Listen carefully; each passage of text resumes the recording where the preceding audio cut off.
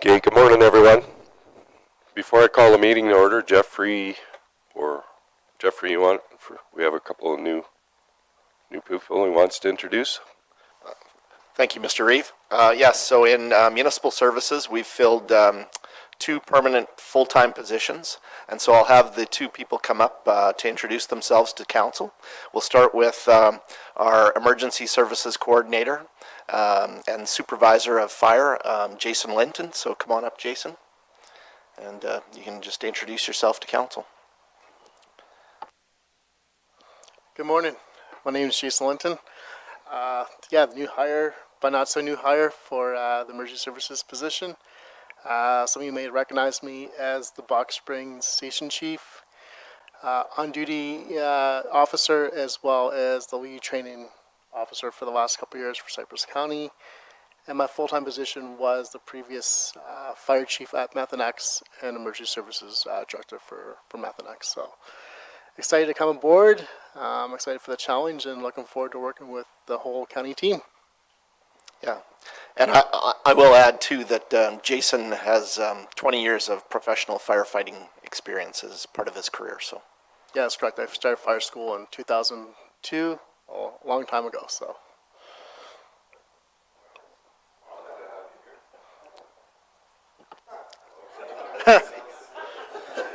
Just curious, do you live in the city or in the county? I actually live in the city. Yeah. Oh, okay. Yeah. You going to plan on moving? I just bought a house about 2 years ago. Actually, 2 houses away from Jeffrey's parents' place. So there's always eyes on my place now. More central this way, right? Yeah, exactly. Yeah. Okay, thank you, Jason. Yeah, welcome to the county. Yeah. Thank you, everyone. okay, and so now we'll introduce and have our new development officer, Erin Onofarichuk, come up and introduce herself. So.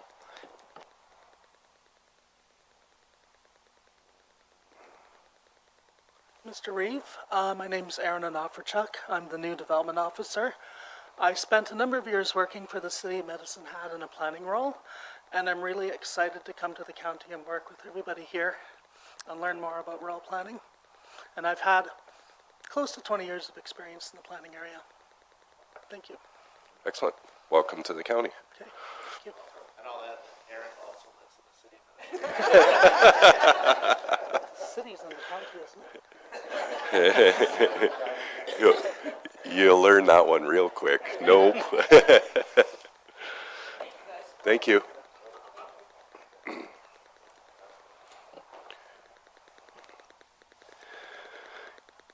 Okay, with that, I'll call the meeting to order. The agenda, any additions or deletions?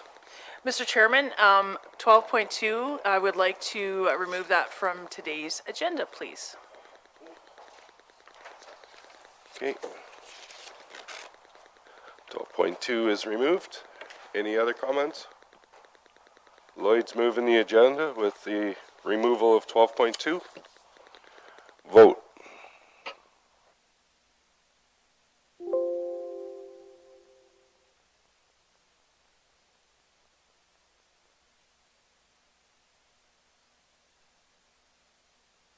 Okay, that's carried. Minutes from last meeting.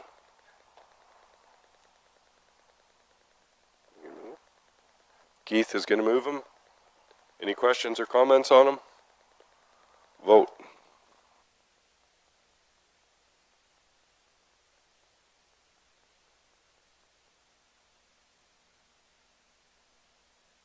That's carried. 7.1, Tarlin. Thank you, Mr. Chairman. 7.1, page 25, the May 2022 operating update. The recommended motion that council receive the May 2022 operating budget update for information, and there is a couple pages to follow. Is there any questions? Shane?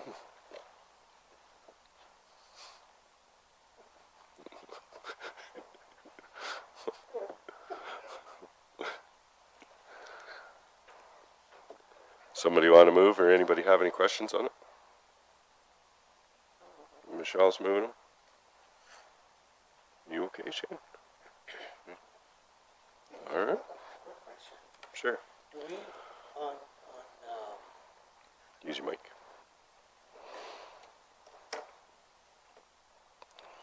On emergency management, do we give a monthly donation to Halo plus a one-time donation, or how does that work?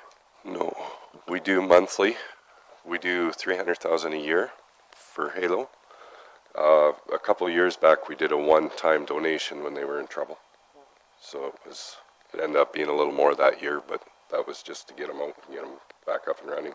Now it's continuous 300,000 a year. Any other questions? Richard, do you have a question?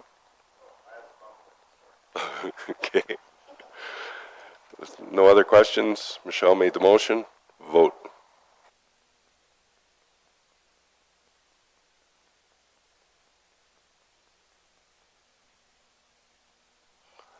That's carried.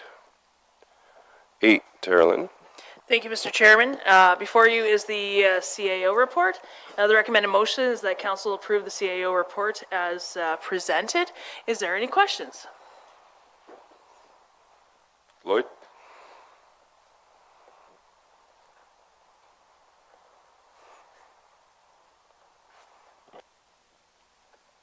Should work. There we go.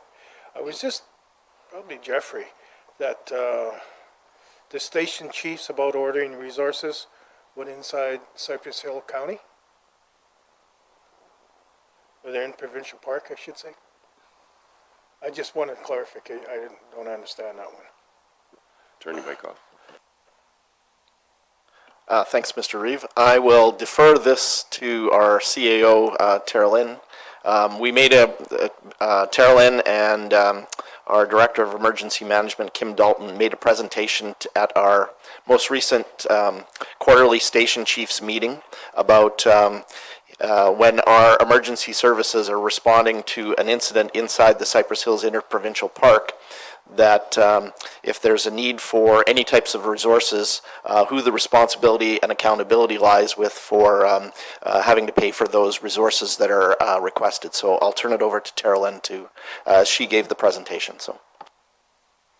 Thank you, Jeffrey. So when we met with Alberta Environment Parks, me and Kim, it was repeated several times that when the tasking agency asks for resources, they're the ones that pay for it. So what would occur is unified command would happen hopefully immediately, and that and I believe that happened the other day, that it was unified command when there was an incident down at the park. So we have to be very cognizant of what resources are being acquired. So that's what that's in regards to. So they refer to the tasking agency over and over again. So if Cypress County orders a dozer, then we pay for it, unless it's unified command and it's agreed upon. We just need to be cognizant of that. Richard? I would just like to make a comment. There's a picture in there of the Suffield Community Hall and Park, and our friend Alf, also known, maybe some of you guys don't know this, was Alfred Harry Herbert Ballier. Would be very proud of this council for completing this project that he started. He really believed in playgrounds, and that just turned out awesome. So, Public Works, heck of a fine job.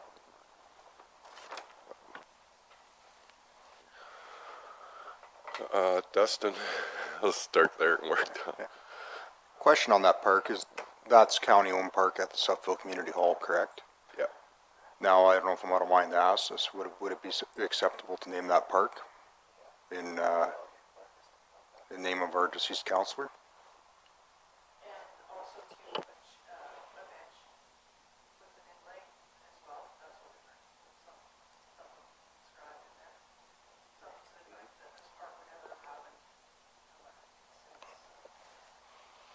That'll be brought forward at a future.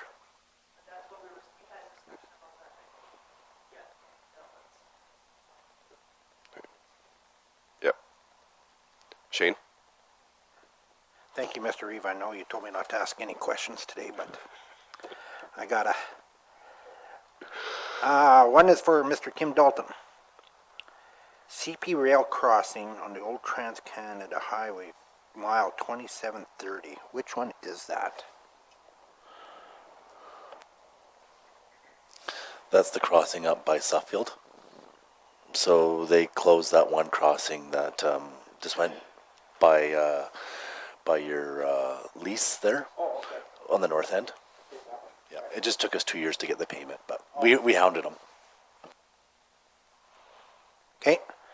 And the other one will be for our new guy over there, Mr. Ken Jacobs. I see crushing gravel at Lee Pit. Are we really checking on them, making sure we're inspect these crushers and doing the testing? Yeah, through the chair. The way we set up this contract, we included quality control testing. So the first 3,000 tones, there was a certain number of sieve analysis to be done. And once they were in spec, then every 1,500, the contractor's required to do their own QC for this. So we're getting testing results daily, and they've been tracking right down where it should be. We also doing our internal quality assurance. So we have an independent testing firm going out there randomly in between the hours of 7 a.m. and 8 p.m. for this crush. And so every 3 days, typically, they'll go out and take a sample. So they won't be phoning to book an appointment, but they'll be taking the sample. And that's part of quality assurance on our part. So yes. Excellent. Blaine?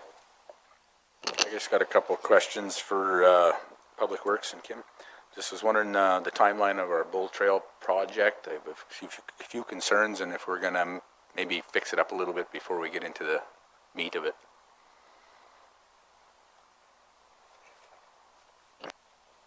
Yeah, through the chair. So that Bull Trail, we brought it to council about 2 years ago, and we discussed different options there. And so right now we're using our engineering consultant is reviewing those options and costing for those options, and we're also talking to landowners because it's acquiring some property there to straighten or realign that road. So the hope is to have everything in line for a tender for the end of this fall for 2023 construction. So surveying is taking place, and next steps are doing environmental studies, and also Aboriginal and historical, I believe it's called, and environmental as well. And a lot of geotech. There's quite a bit on that project to do. So that he's determined the realignment's going to happen, or it's going to stay in the spot. Great, yeah, I just want to be brought up to speed on that. And I got another one, got a little drainage issue in Urban that I'd like to get looked at on Elgin Street. I think it's Elgin or something like that, right by the Chinook Club. Just to the north, there's a new house there, and I was there actually yesterday, and the fellow was having to make a furrow in the ditch because the water was running down. Like, we don't have no drainage there, and all he's asking is a backhoe and just, maybe ditch it out a little bit so the water can run. Richard? I had a ratepayer phone me about a week ago, and he was talking about leafy spurge. I think that's how you say it. He has some land beside CP Rail, just south here of town, and our ag department's going to spray for that on his land, and of course he'll pay for that. But do we have any kind of power? Not power, but the CP Rail listen to us when we say this was on your land and it's still on your land and it's blowing over? Like, can we put a little pressure for this on that? Yes. So under the Weed Control Act, even Crown Corps have to follow the Weed Control Act, and so there's a process to go through. So there's inspection, notification, weed notice, and then entry. And many municipalities do enforcement on CP and CN throughout the province. So yes, I don't know if the gentleman has spoken to our agricultural supervisor, but that would be awesome if he got in touch with her. And because leafy spurge is nasty. It's nasty. It's hard to get rid of. Pretty much the only thing that gets rid of is Tordon 22K at high rates. So in the ballast too, on the rail, it's even harder because it binds to the soil and it's all gravel, so it doesn't bind to it, so it just goes down. So there's no residual effect. So if any noxious weeds on a rail ballast, it needs to be dealt with like right away because it's very difficult to control.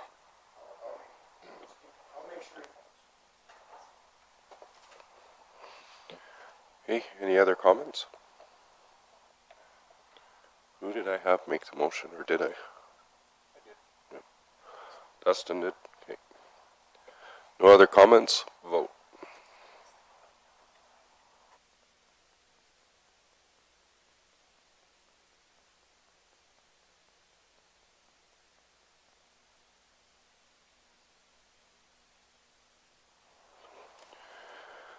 That's carried.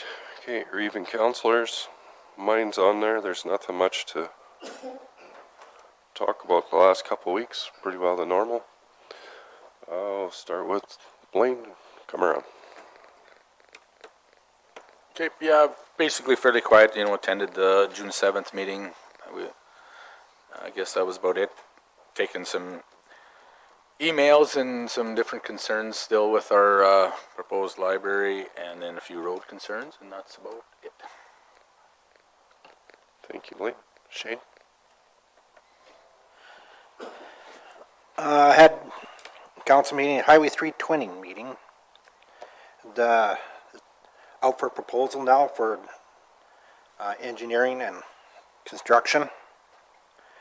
They're hoping, it depends how Darren put it, is if the UCP government wants to spend some money this fall to make it look good, they may get going a wee bit this fall, but it looks like it's going to really kick off in the spring.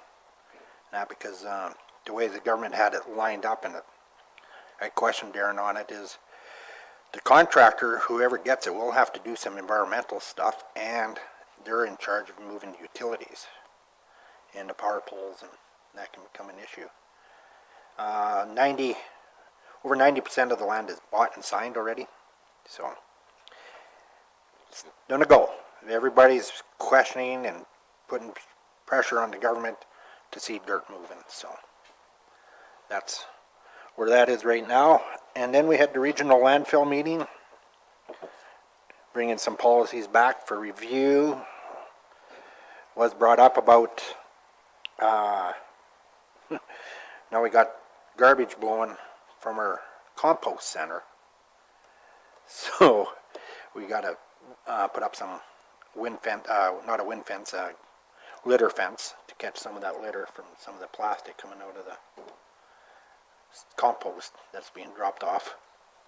It's always a wind and garbage issue there blowing around, so. But we are getting some material brought in. I watched 2 trucks the other day come in and drop some stuff off, and they were coming from, I don't know where they come from, because they're big semis, and they're dropping stuff off at the compost center. And that's it. Oh, a few complaints about gravel and other issues, but nothing too serious.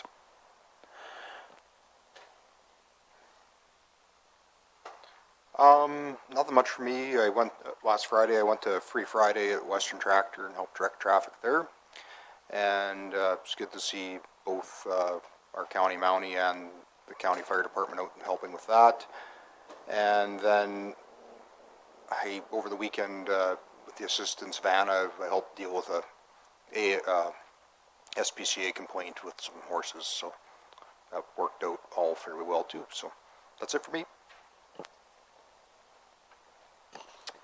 I've had a busy couple weeks.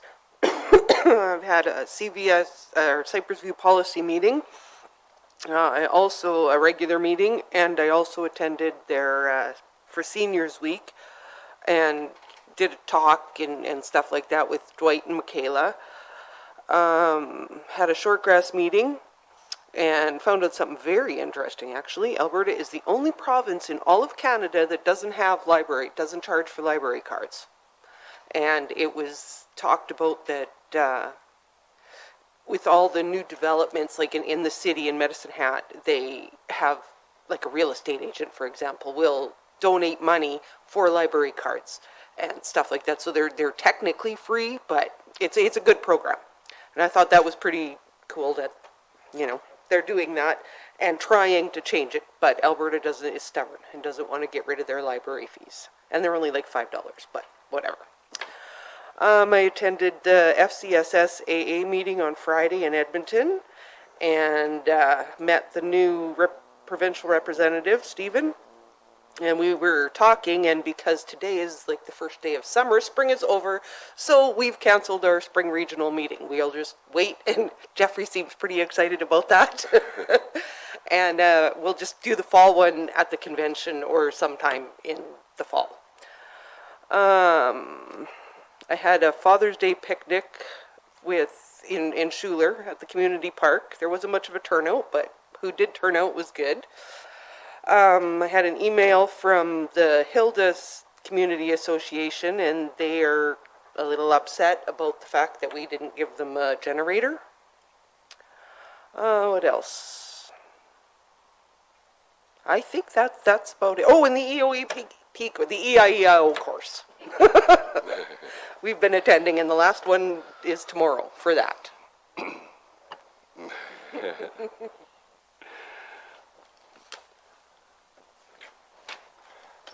Really nothing to report as far as council.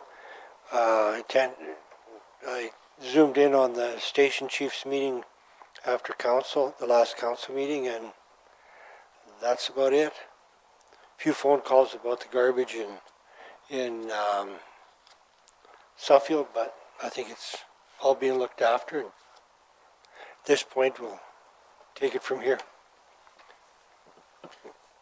Robin? Been pretty slow council-wise. I suppose following the last meeting, there was a lot of calls thanking us for declaring the ag state of emergency. And in the last couple of days, there's been a lot of phone calls from people saying we need to declare more often if it leads to 6 inches of rain in the next 2 weeks. I suppose my question that I have with regards to the state of emergency is, at what point do we rescind it? I recognize that when we put it in, we had just had some rain, but we were supporting the region. But I do think that if municipalities have the amount of rain that we've had since we've done it, if we don't choose to rescind it, we may end up losing the potency of the declaration itself in the future. So just, I guess, a question to throw out there. I don't know what the answer is, but I think we should probably have that conversation. If not today, at next meeting anyways. Robin, it wasn't a state of emergency, it was just a declaration and that, but the one issue that still is there was the lack of runoff for the dugouts. But there's still a water shortage. We never got enough rain really for, like, some of the creeks flowed, but a lot of the dugouts never filled, and that's still a concern. Because, yeah, now we're going to get the grass, but the water isn't there. A lot of people's dugouts are drying up and it's really low, so that's I just wanted to comment before we went any further. Yeah. And if we get 2 weeks or 3 weeks of straight 30 degrees weather, this rain the moisture is going to be gone right away. Yeah. But it's not all just in one area though, right? There is areas that didn't get any, or very little, so but we'll go back to that. 6 inches of rain. Lloyd? It's been pretty quiet besides council meetings, and I am attending school with a couple other councilors. But I missed the last one because of the landfill meeting, which Shane talked about. It was pretty good. Went quite well. We're learning more things that they're doing, and that everything we seem to ask for, we're getting with big smiles. So it's pretty good. and just a few complaints about the roads and things like that are taken care of, and other than that, it's been quiet. You ready for all this? Oh, boy. Michelle was a little bit too polite, but that Reeve has been working you and me like rented mules, and he needs to acknowledge that. So, state of disaster. Yes, I too have been getting some phone calls saying we should do that every year if that's what's going to make Mother Nature come on board. So let's not forget that next year if it happens. Start out with. On Wednesday, June 8th, attended the Intermunicipal Collaboration Training course. Does that sound right, Jeffrey? I think it does. Anyway, it was here at the Council Chambers, one of 3. Friday, June 10th, drove to Katy Valley to attend a PEP meeting. PEP is Palliser Economic Partnership. They got a new community hall, which they were showing off. It was pretty awesome. 3 motions were passed. PEP is to provide $10,000 for Highway 3 twinning economic impact analysis. So Shane, you were probably glad to hear that. That is led by the Highway 3 Twinning Association. And then PEP passed another motion to provide up to $10,000 for Prairie Wind Milling's seed cleaning plant for facility engineering. This facility has rail access, and the plan is to have value-added facilities related to chickpeas and yellow peas, lentils, hemp, and grain. That facility has already started, and so the emphasis here is on the fact that it has rail access and it will be a value-added product that is shipped. And he said that's one of the only ways that seed cleaning plants actually can get ahead. They need that next facility right to them, beside them. And then there's a Sprague's Meat Shop is in Rosemary, and they want to build a, I think I'm going to get this word right, abattoir in Rosemary, and they've given them a $30,000 grant to help them with the cost of the first stage of engineering. They believe that's a pretty important thing. And then Jason, the CIO of the MD of Acadia, gave us a presentation that the MD and special areas are working on. It is a feasibility study for the irrigation opportunities. They have identified a possibility of 108,000 acres. The areas would be the MD of Acadia, Bindloss, Cavendish, and Buffalo, and the water would come from the Red Deer River. So they have started that. It would be pretty awesome for them if they could do that. And then, let's see, on Saturday, June 11th, met with Mark from GVN and Darcy Meyer from LMT Enterprises. We discussed the elevations for the new rink, and I'll give you guys some more information on that when we get to that part of the agenda. Monday, June 13th, represented Cypress County, and I attended the executive audit review of the Community Futures 2021 financials. Wednesday, the 15th, we're back here again for the intermunicipal training course. Thursday, June 16th, I golfed at Connaught. Thank you, Dan, for the day off. I appreciate that. And Friday, I attended a presentation at the college. It was put on by Alberta Innovates, and the main conversation was about RPASs. These are remotely piloted aircraft systems. They talked about some of the exciting opportunities that are coming to this area and actually for all of southern Alberta.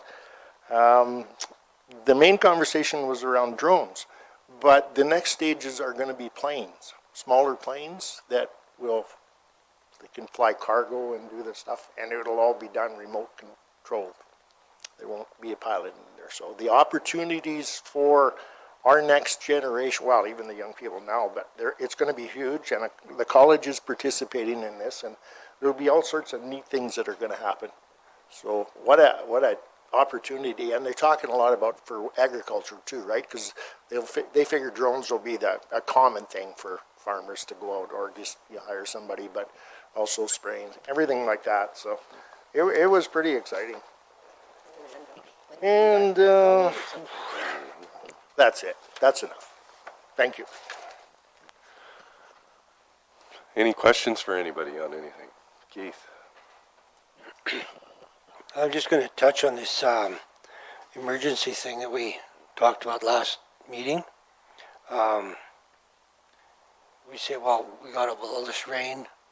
Do we really need it? Well, the area east of my place, from Buffalo over to Bindlaws, didn't get all this rain. They're still desperately dry. Yeah. So to them, I don't think they've got an inch of rain. So they are desperately dry. So this emergency thing is very much in order for them.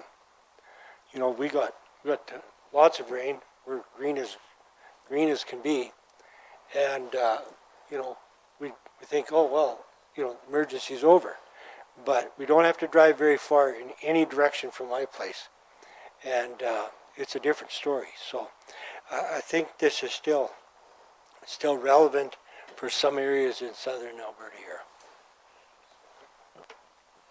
Yeah, we are a vast area, so. Okay, Blaine's moving the reports. Any other questions on them? Vote.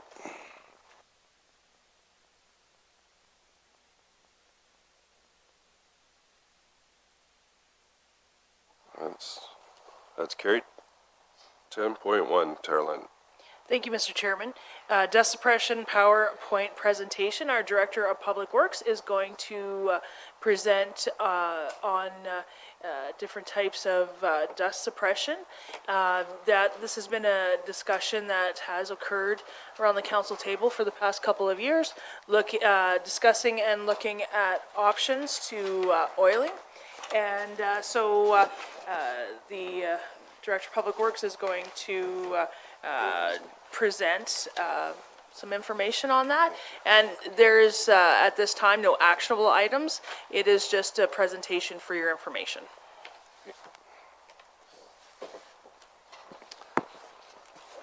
Thank you.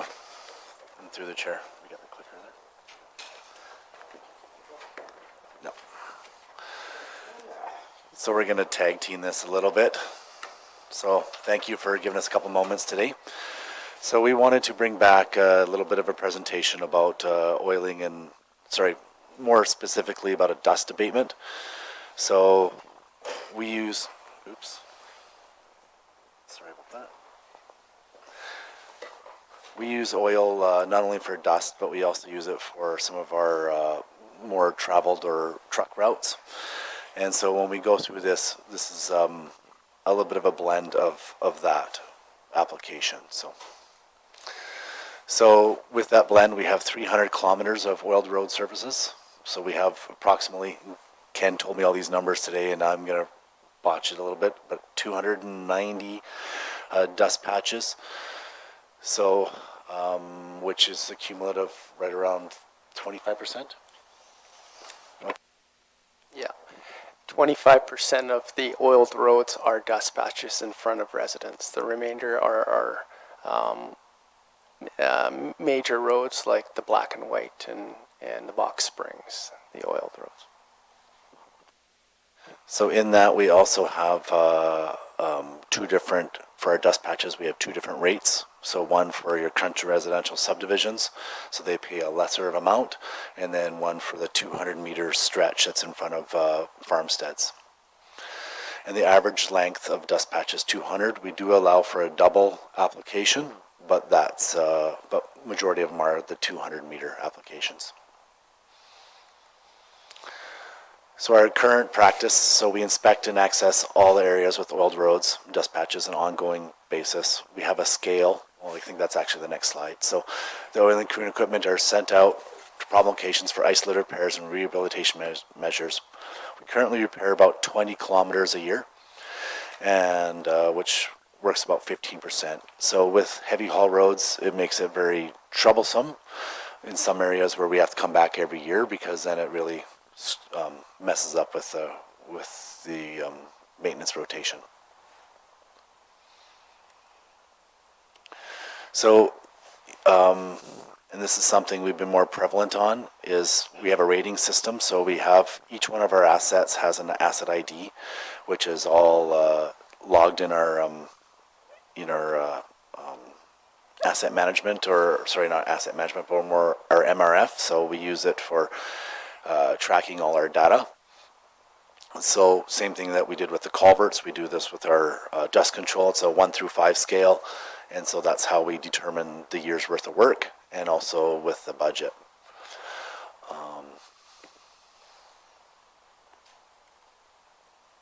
So there's a couple different types of dust abatement. Predominantly we use manufactured oil, but in the province the more common is the water chloride, and then the lignosulfonate as a byproduct of paper mills have been used in dust control purposes. That's more commonly environmentally sensitive areas and areas where you're in close proximity to a pulp and paper mill. And then pine resin, tall oil. So for cost, we use the two above, so the manufactured oil and the water chloride in very isolated circumstances. But we're going to start off with the water chloride because it's more predominantly used in dust abatement in Alberta. So the chloride-based program uses a liquid brine, so that's a mixture, totally made up of calcium and magnesium chloride as major components. So a lot of them would have either a calcium base or a magnesium base.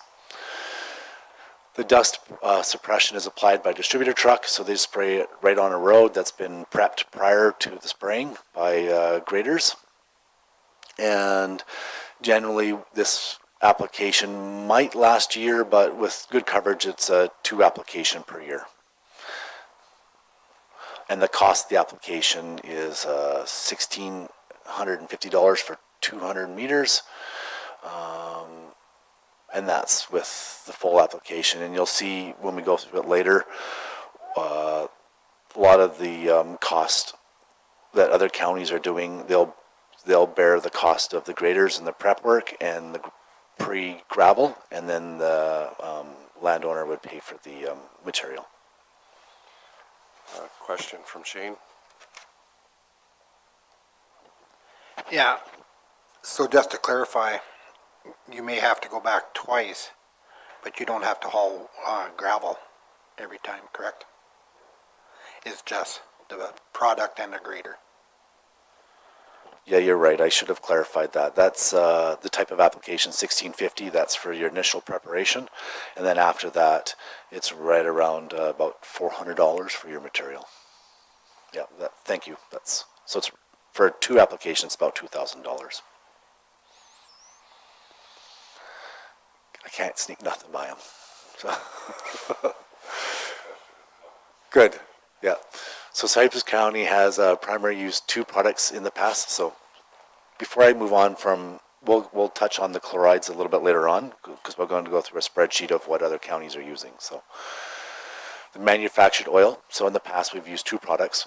We did a presentation a couple years ago of why we were wanting to switch, and with council's blessing we switched, because which caused we had to replacquer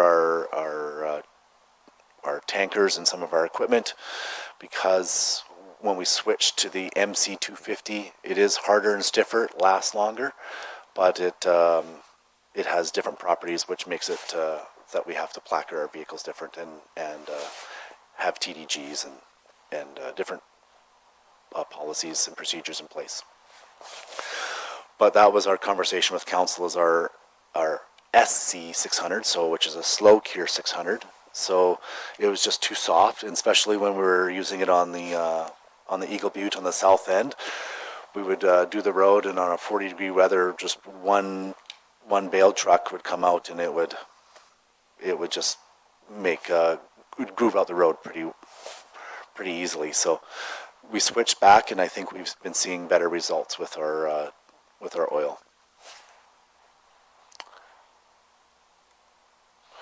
So the process, so we mobilized the crew and equipment to site. Actually, Ken, do you want to go through the process? Yeah, so this is the rehabilitation process, mobilize to site, mill and reclaim the existing material and compact to create a solid base. And a lot of the roads, when the oil is pulled up, it's soft underneath. It doesn't have a chance for that moisture to escape. And in softer areas in the ditches, that's where the moisture tends to hide underneath the asphalt. So there is a bit of prep work that's required. And then as well, we evaluate the amount of gravel that's on the road. So initially the foreman would go out, assess how much gravel to come out, and then we'd just call this supplemental gravel to bring or increase the gravel quantity on that section of road if needed. So we grade out the material and work it back and forth. We then apply the oil once the reclaimer has mixed everything up. And then we do this process a number of times and lay it down. We're always cognizant about breaking into the crust of the road underneath and damaging our overall crown when it gets constructed. So we're paying close attention to these two items, the subgrade material as well as the building up from there. Next slide. So going with the applicator of the oil, this, from what I've seen and been told in the past, this is going by experience on how the oil coats the aggregate, and this is measured before certain liters per length, and it may require a number of passes and an application just to make that mix pliable and ready to place down. So other things that affect this is obviously weather, the time of year, how it cures and how it's put down. There's a lot of variables for a successful product at the end. So we do this back and forth. Once the steel drum hits the road and the product is then the crown is built and it's a tight product. One of the things we're working in now is taking an oil sample. We haven't been doing this in the past. Prior to going down, taking a sample and doing an oil extraction on it. This helps us to determine and log what percentage of oil is in that mix. So now we can look back over the years. If we've got something falling apart in 2 years, we can look back and see, okay, well, we're 5% oil. Well, that's, it reacts differently than the 2% oil. So we're trying to find that balance, but there's a lot of different variables, and I think this is a one way to track it moving forward to see how things last longer. So the last step is I put on here, the foreman does a final inspection of the road and almost like a deficiency list from cleanup to whatever. So that process takes about a day and a half. So with that oil extraction and testing, do you do it before we add any oil to, because I know some of them sections got a lot of oil in where it really doesn't need oil because it's bleeding. So do you do it before adding any oil or considering adding? At this time, it depends upon the situation. If it looks like there's enough oil content, then we would do that. But in most cases, when we're rehabilitating, we're bringing more gravel, additional gravel. So we've just been implementing this oiling, like oil testing, I should say. And so that's something that we're noticing. I think there's a comment that was brought up last year, I think going through on the black and white. So when we tested that area is like the 6.5%. So it's actually too good of a material, right? Because there's too much oil that wouldn't release. So, and then there was not enough fines in the road, so that's why it was bleeding through. So I would answer yes, but I want to tell you the honesty is that we're we're progressing towards that, and we're making improvements. This is something that hasn't been done by us. More testing and deflection testing and bringing on Ken has changed our scope of how we do that. So I'm going to be honest about that. So the cost to repair a current dust patch. So we've had a lot of conversations about this. So this is to rehabilitate a current dust patch is right around that $7,700. So equipment cost, and how we came up with this equipment cost was we just took the percentage of the book value and minused a percentage of that, and that was very common when we called other counties. And then the material cost is $1,725, and then the labor is $1,422. So the equipment cost is the large portion, and a lot of that is the RM 500. You know, at $850 an hour. So that takes the majority of the cost. Oh, and I should say we did all this basis from looking at mobilization from 30 kilometers from Dunmore, and it would be slightly higher if you went further out. Cost of construction, a new dust patch. This is the big one because obviously we had a lot more gravel material and oil, and there's more prep required. And so that cost is right around $28,000 for a new dust patch. Labor is $3,100, materials is $13,800, and equipment cost is $11,300. And I should say that cost has went up roughly about 8% over last year due to the cost of the oil. And then there's been a slight increase in gravel costs from last year also.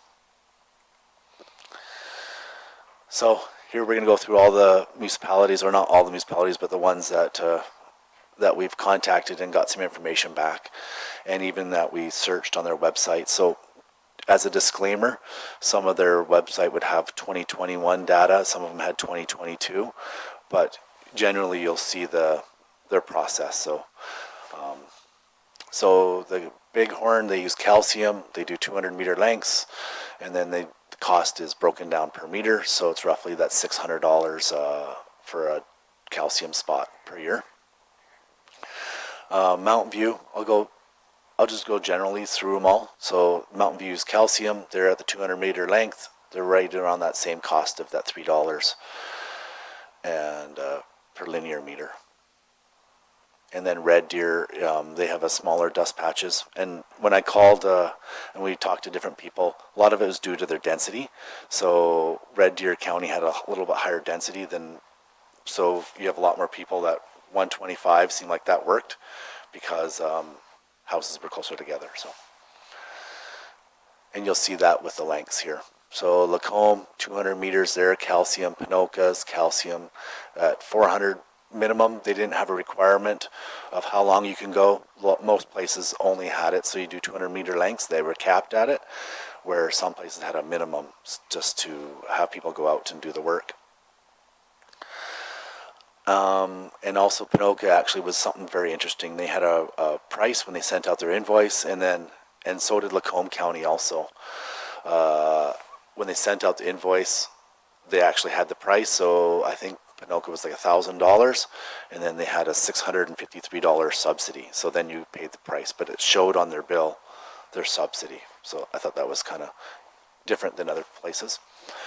Wheatland also does. They're one of the ones that still do oil. And then they have a new rate and a redo rate. So the new rate is for new applications. Obviously, you've seen in the last slide, our new application is $28,000 opposed to the $7,000. So that's why you'll see some municipalities will have them specified differently. Wetaskiwin, calcium. Brazeau County, calcium. Yellowhead, also calcium. And everybody subsidizes it to some varying degree. That was very common and very, if it wasn't for the materials or for the labor, it would be some form of subsidization.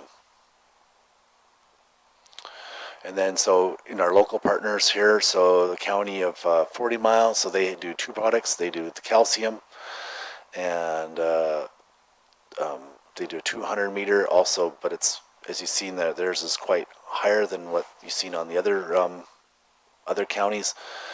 So they're right around that $1,000 per application. And then their oiling, they have a, if you request an oil dust patch, then you pay upfront a larger cost, so it's $6,500. And they said that was to deter and make people have that, realize the cost of the application. And I should, when I contacted different counties and talked to different counties, everybody had a different perception of their oil. So some people just prep their hard surface a little bit more, and it was and with steel drums, and so that it was like smooth, like a blacktop. Other places prepped it and did it like a calcium and sprayed it on top, and it was more like a gravel dust abatement and not like a hard surface. You would mistake it for a hard surface, where in our cases, a lot of people actually call and complain about their asphalt in front of their house. So just a little bit different the way it's prepped in different counties. And then Newell, they do calcium. So we've also handed out our private dust control policy, and just for your review. And yeah, so the dust treatment average, so you have the two prices, the $275, that's for our country residential subdivisions, and the $410 is for the homesteads, and that's just due to the proximity and the density. But our annual dust treatment budget is right around $650,000, and that also includes maintaining all our other oil too, for that 300 kilometers. So, and that's the end of our presentation.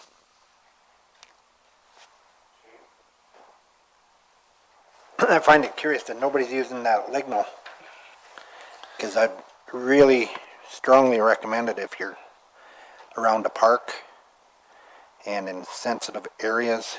It cost my past company that I worked for, because of my doing, over $50,000, because I had just sprayed a road with calcium up in that Cremona area, and over the hill come Mother Nature with a big old thunderstorm, and that calcium went down and approaching into a guy's yard, and it killed all them nice spruce trees, his lawn.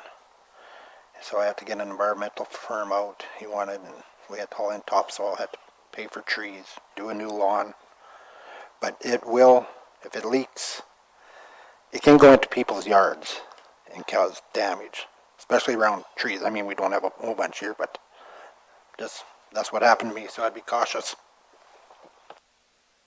Well, that's a good comment. In my past municipality, along the cottage area and lakefront area, we would actually only spray it 6 meters wide to allow, give us that buffer along the roadside. And most of your traffic is in the middle of the road, but just for that reason, because it will run, and it actually turns the grass on the side all yellow. So.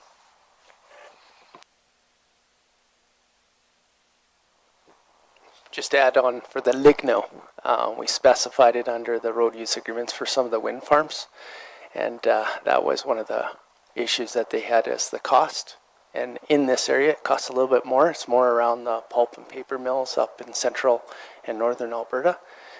But we've got a chance here to evaluate it and see how it's performing. And yeah, it's gone through one winter season already. Just some comments on it. It requires a bit of maintenance. It potholes out, like a lot of calcium, but it's something we're looking at closely. Good. Anybody else have any other questions? Richard? Not sure if I missed it, but are we actually putting calcium down anywhere right now? No, just not for the dust abatement, because it's not in our policy, but what we do use it for in construction purposes. You know, for during construction, if we're going to be dusting somebody out, we won't use oil, we'll use a calcium product. Just because I remember a couple of years ago driving around Saskatchewan, and I'm guessing it was calcium that I drove on, and I thought, well, it isn't bad if it's not a high traffic area, and it definitely makes it livable for the people that have built close to the road, so.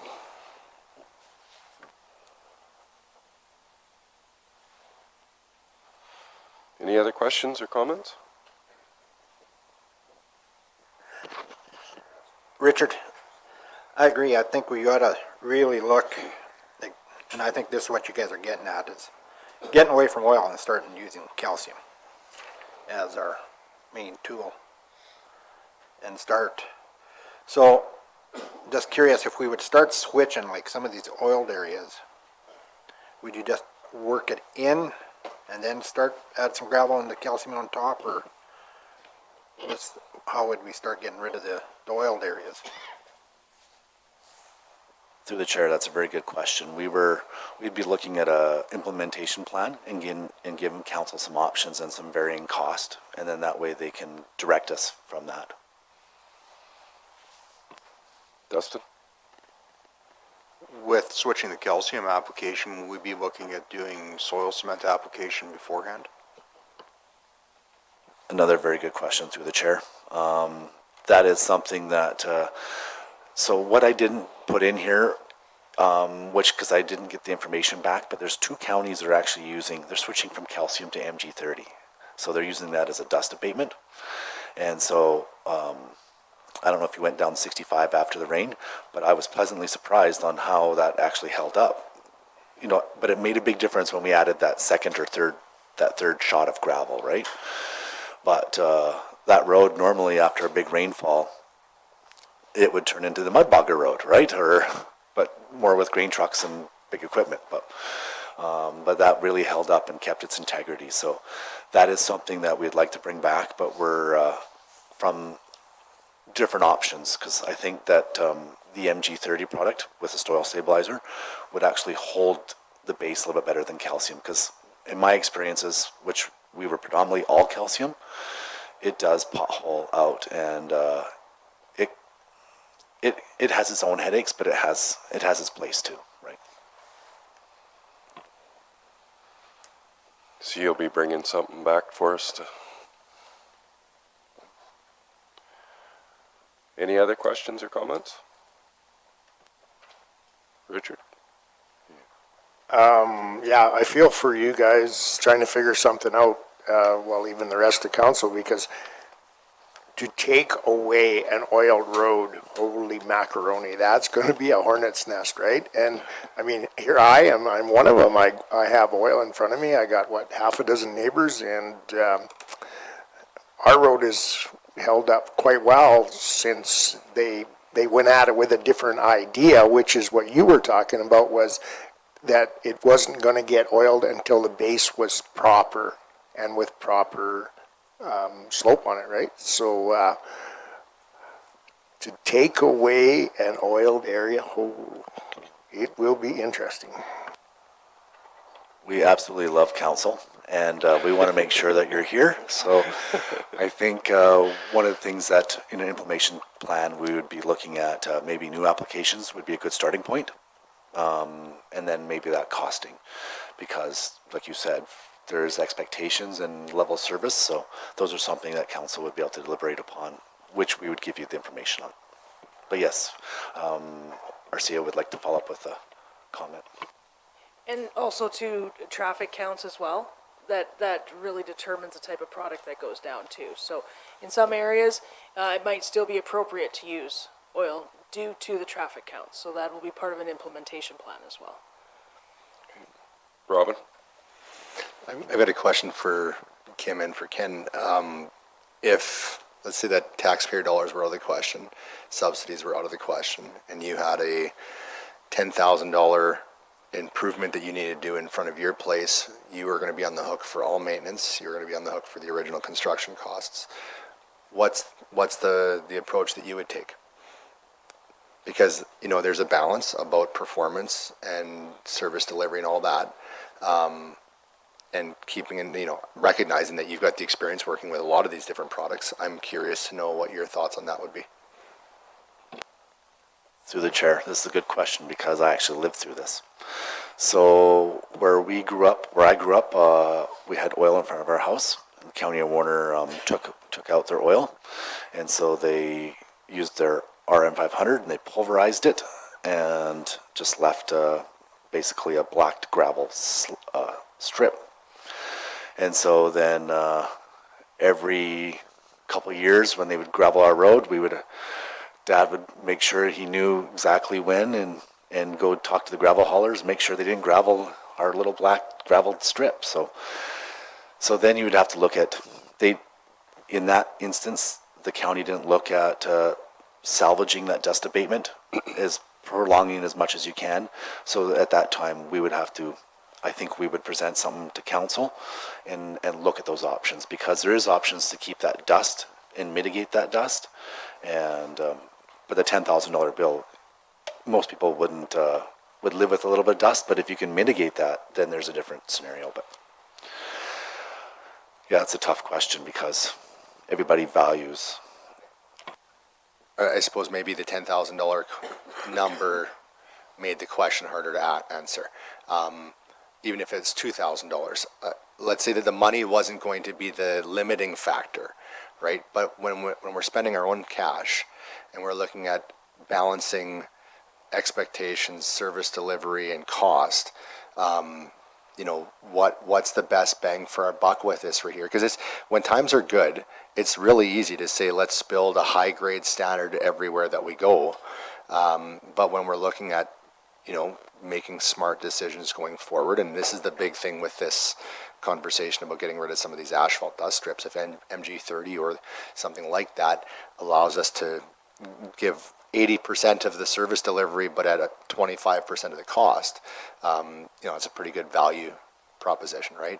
So do you understand where I'm going with that? I actually like that saying you just said, the 80%, because it's not 100% dust abatement like an oiled road is, but it's it's a reduced, but it's still a good level of service. So that's something that we'd have to bring back in council, because it would be a council motion and council decision. But presenting different varying options for people, like a 2-tiered or a 3-tiered system, because obviously dollars would affect decision making. And every different type of treatment has pros and cons. Every one. So then you have to look at your traffic counts, the type of traffic, and those sort of things. So that would be part of the implementation plan as well. There's many variables that would go towards determining the different product you use. Dustin? So this is my weird out of the box thinking. What would happen if you took and milled current oil and then applied MG30 to it? Would that take and make something ridiculously hard that held up forever, or would it take and what would happen? That's something actually we're going to take a sample, because we did exactly that on 65. We milled those 3 dust patches in, and then we incorporated the MG30. So that's something that we're evaluating, and then we put the oil back on top. So we did that on 65 because those dust patches were not holding up, and so we basically put a soil stabilization underneath the oil. With the new RM500 we have coming, not this year but next year, that will also allow us to do injecting. So that'll give us some different options also. So we'll be able to inject it beneath the surface. Yeah. That's right. You need aggregate and you need fines to adhere it to. So you can utilize, after you mill it up, you can utilize it. Yeah, and the reason I asked that is if, not so much the reapplying the oil back on top of it, but actually incorporating it into the existing oil. So if we are in the idea of getting rid of these dust patches and just going and milling them for, say, like what they did in Warner, and you put that product down when you did it, would that take and stand up for 20 years and as a gravel road essentially, but just with that black top that would still essentially do the dust abatement with it? No, that's a very good question. On the surface, it won't last 20, but if you incorporate it into the base, it'll have a longer life, and it would actually prevent that the washboarding and the chuck holing a bit better. But yeah, something to look at, and and it's actually showing up really well on 65. We've made these kind of, the old Shortgrass Road and the 65, and then the road near Big Marble, and then Range Road 70. We're experimenting with these things, and we did the same thing with up in the 71, I should say, with the MG and the oil in front of the greenhouse there. So we're kind of getting a basis of how it holds up, and actually, interesting enough, we're seeing how it holds up with different kind of gravel material, because all our gravel from Cypress County is varying different. It might be a 420 spec, but if you hold it, you look at the two and you'd say they're not the same, but they're both fitting in the 420 spec. They just have different fines. So we're finding that there's different composition for where we're getting our gravel source to.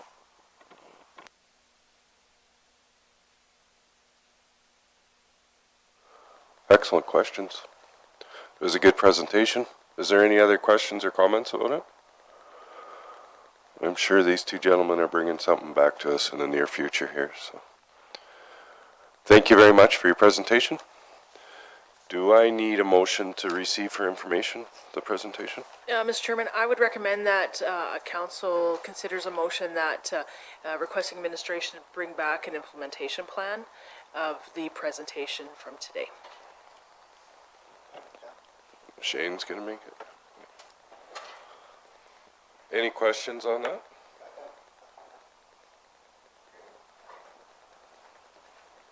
Not seeing any questions? Vote.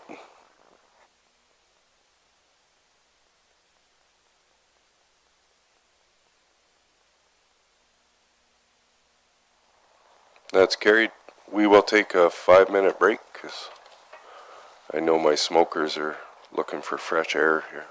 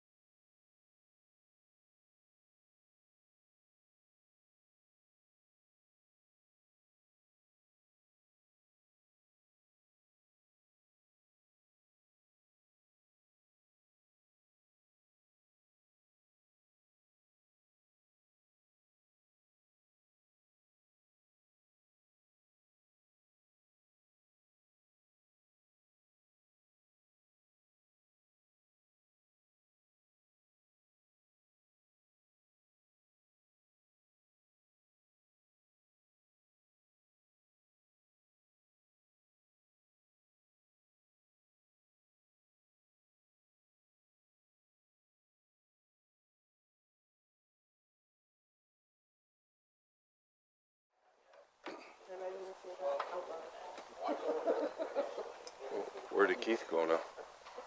Thank you. Oh.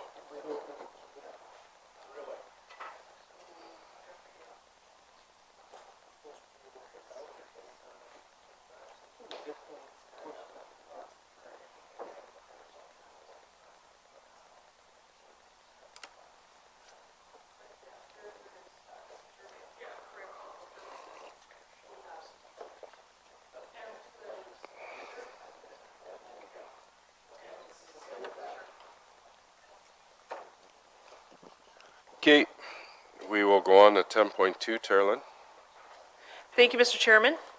10.2 is additional named insured request to Southeast Team Roping Association. The recommended motion is that council decline the request to add the Southeast Prairie Team Ropers Association as additional named insured under Cypress County's insurance program. It's page 45 and subsequent information to follow. Thank you.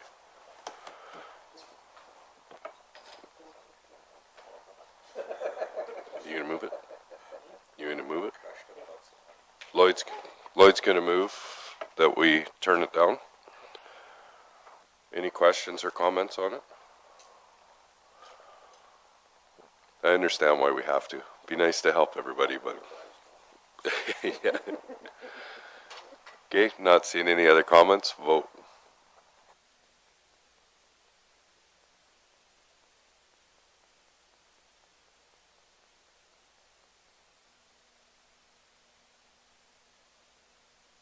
.3, Terlin. Oh, that was carried, by the way.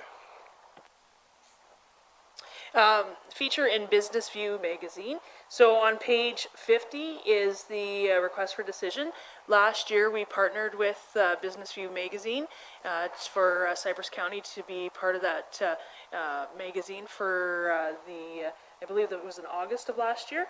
And doing this partnership with them is at no cost to Cypress County. How they reach out to businesses within our community for advertising. And it was well received, and they've asked for us to partner again. And we would recommend that we partner with them for August of 2022. Okay. Dustin, or what'd you? Dustin's making us motion. It's a big arm wrestle at the other side of the building. Any questions on it? Not seeing any? Vote.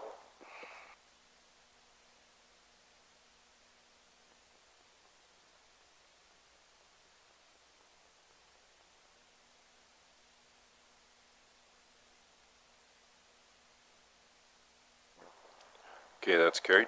10.4, Terlin. Thank you, Mr. Chairman. Scope for Cavan Lake revitalization, not revelation. It was a revelation. So, Mr. Chairman, before you on page 52 is the request for decision. There is several recommendations, several different. There's three, and they are different ways to go about it. In speaking with Reeve Hamilton, another recommendation could be to put it in the, because it'll be approximately $100,000, it's not budgeted for, to put in the 2023 budget, do the RFP in September with commencement in January. Lane? I'll make that motion B for the recommendation that we put it in the October budget.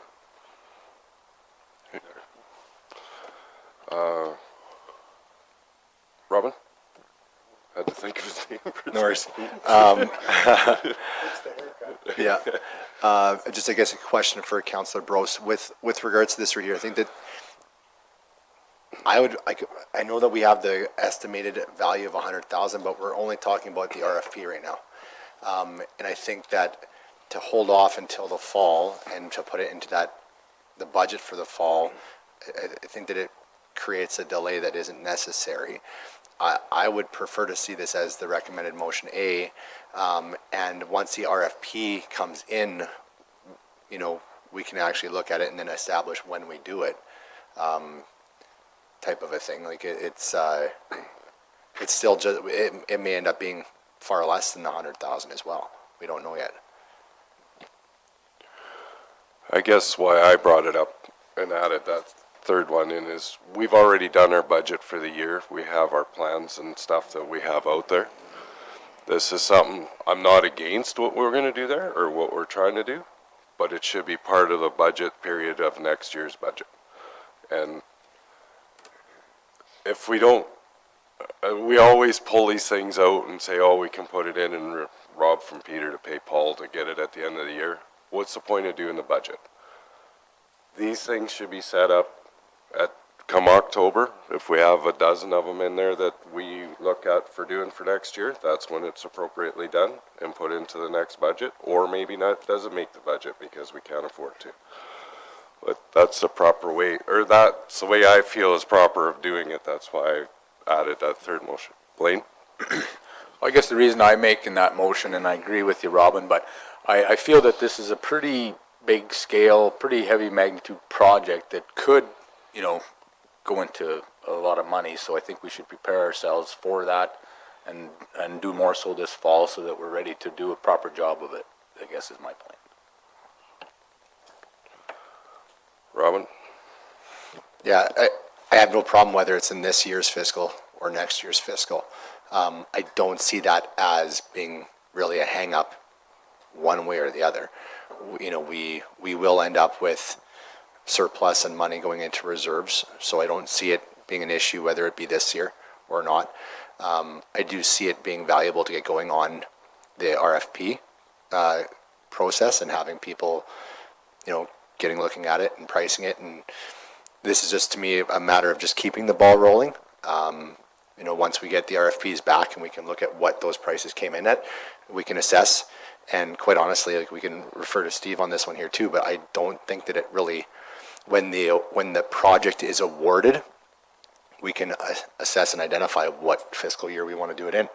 It's an input, like it's literally just an entry, and so that's with regards to the motion. I do have a comment on the scope that I'd like to see added, and I know that down the road it's more of a question about what the irrigation district would do, but I would be very curious to know what we talk about what we need as far as irrigation licenses or water licenses.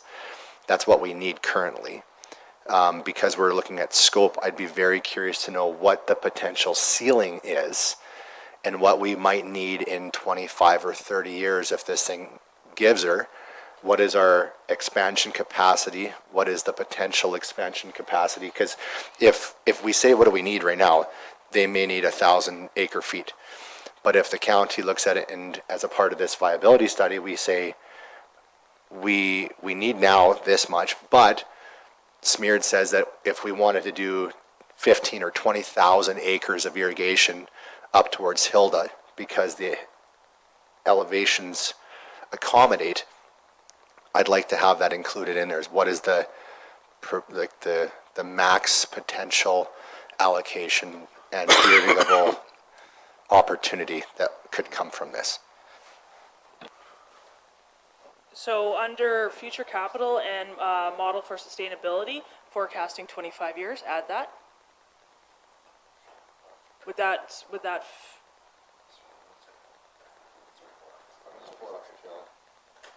page 53?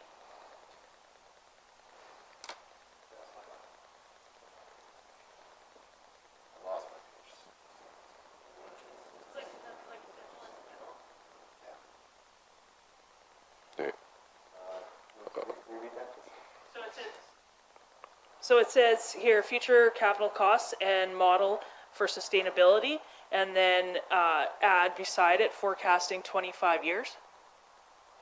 Yeah, forecasting 25 years, and from and maybe with irrigation in mind. For irrigation use, okay? That's easy. That's the big one to me. That's like the ROI from the municipal side. The landscape of ag, great. Makes providing household service a lot more feasible. Shane? I would like to caution everybody, we're not in the irrigation business. We're pumping this water, we've got pumps, so all of a sudden, a couple of years ago, the SMRD, where Dustin uses and that, they were cut back on water. So are we gonna then get pumps and start pumping out of the river to fill reservoirs for them guys? And that, we're not in the irrigation business because we're a vast area. Will you then set up pumps and I'll build a dam and you can irrigate my area too? We gotta really watch this. If we're setting up for irrigation, water, because it's not a natural flow, we gotta pump. And we gotta do pipelines. So I mean, maybe up at Keith's area, do we pump out water from the Red Deer River to give them irrigation? You know, we're not in the irrigation business, so I'm just adding caution here. We gotta have a good look at this. Okay, so I have a motion on the floor right now. We can go back and forth on this all day long. But I have a motion on the floor right now to put this over until October when the budget comes back. At that point, if you have more to add to it, we can add. I have a motion on the floor. What do you have to say, Robin? I'm responding to Councillor Hawk's comment in that if we had a potential project similar to this one that would be in his area, I would probably be very interested in supporting that as well. Like, I agree with you that we're not an irrigation district, but in a situation like this one where we're doing a viability study and there's a municipal partnership that would involve potentially an irrigation district, but also that ties in municipal supply and water, you know, you want to see water out there, whether it be, you know, if we were doing a line going out to Suffield and that line was providing water to your residents, I know we've talked about this before, you'd like to see that. If that same line could be oversized and the supply all of a sudden also opened up potential irrigation options, I'm thinking you'd be making the motion, right? Like, I think we recognize that there's value to this. We're not going to run the irrigation district. But the number of times I've heard people complain about the fact that when we put that water line out to Walsh and we put in a line that was too small, ultimately, if a part of this, the idea is that in 25 years, this water line could provide enough water to Cabin Lake that would actually facilitate the irrigation supply that a district would then overtake. Sizing that pipe properly is important. And so that's why I'd just like to see it in there. And I think that it is important. Water security, be it household or irrigation, it's not our role to deliver it to the end user, but if we can partner and help, why wouldn't we? Dustin? I think when we're looking at this project, we're kind of looking at an overcompensating project that's going to be a shared thing between SMRD and Cypress County to take and do a viability study on everything that's completely possible of doing here. So I don't see any harm of adding that. You know, if it goes nowhere, if it's not justifiable money-wise, it is what it is. But at least we, you know, add it in and it can be looked at when we do it. It's not going to hurt anything. We're doing all the legwork anyways. If you were talking about pumping water and whatnot, essentially out of Yellow Lake, SMRD did the same project where they pump all the water out of Yellow Lake to supply irrigation. Same with 40 Mile Reservoir. Any water that goes into that reservoir natural flows in, but every bit of it's pumped out. So it is something that's completely viable to do because it's getting done already. Any other comments? Richard? I got to get this straight in my head. So if we go ahead and ask for a request for proposal, one of the questions will be from those people looking at it is what have we got, how much are we allocating? And we're not allocating anything right now. So I just think it's only 3 months away, right? So let's put it on hold, and then when we go in, like, just, I'm good with your motion, but then when we go in with this, we're all in, and we will have money in the budget to carry on. And this has been, they've been without water forever, right? So another 3 months of holding off until we can do it properly. That's the direction I'd like to see. And I will argue at that time about where our responsibility shall end, and I believe it's at the Cavan Lake. So, but I'm good with Blaine. Any other questions or comments? Mr. Chairman, just for clarification, so we'll be working on the RFP, so the scope is just a small part of it. That's the kind of the meat and the potatoes of it, though. So we'll be working on it for a September, October release, and then for the timeline. So the RFP talks about timeline. So any costs incurred, like say there's costs incurred in 22, that falls under this fiscal year. So that those timelines will be in there. It'll be a robust document because there's a lot in the scope. There's a lot of deliverables. I just wanted to be clear about that. Okay. Not seeing any other questions? Vote.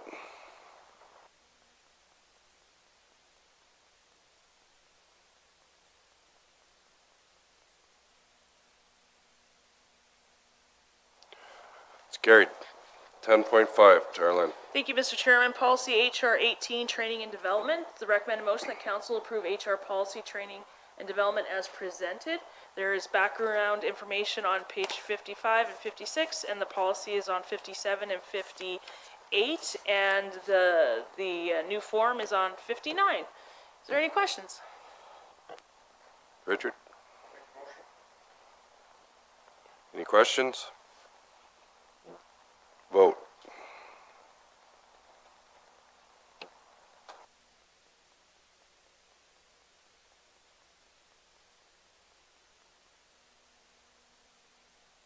That's carried. 10.6, Tarlin.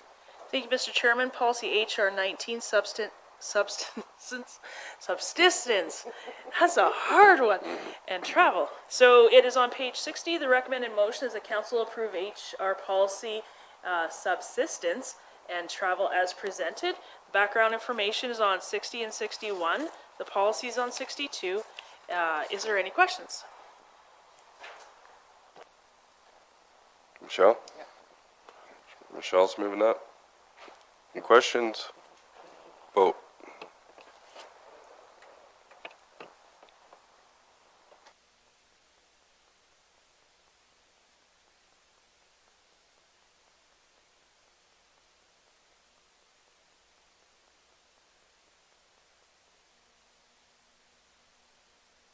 Carried.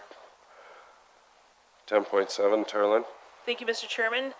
Aerial spraying concerns. The recommended motion that council move to direct administration to provide a letter to the resident respecting the landowner's need to control weeds, pests, and insects as part of the agricultural production, and to direct the resident to contact Alberta Environment Parks with further concerns. In here on page 64 is relevant legislation background on 65 and 66. The resident's letter, and there was some further documentation enclosed.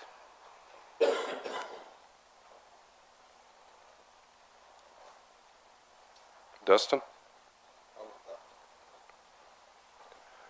Okay, Dustin's moving that. Any questions or comments? Not seeing any. Vote.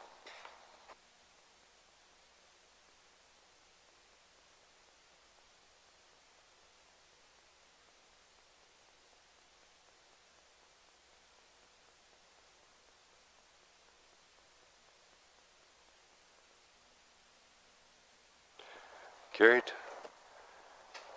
10.8, Richard, I guess.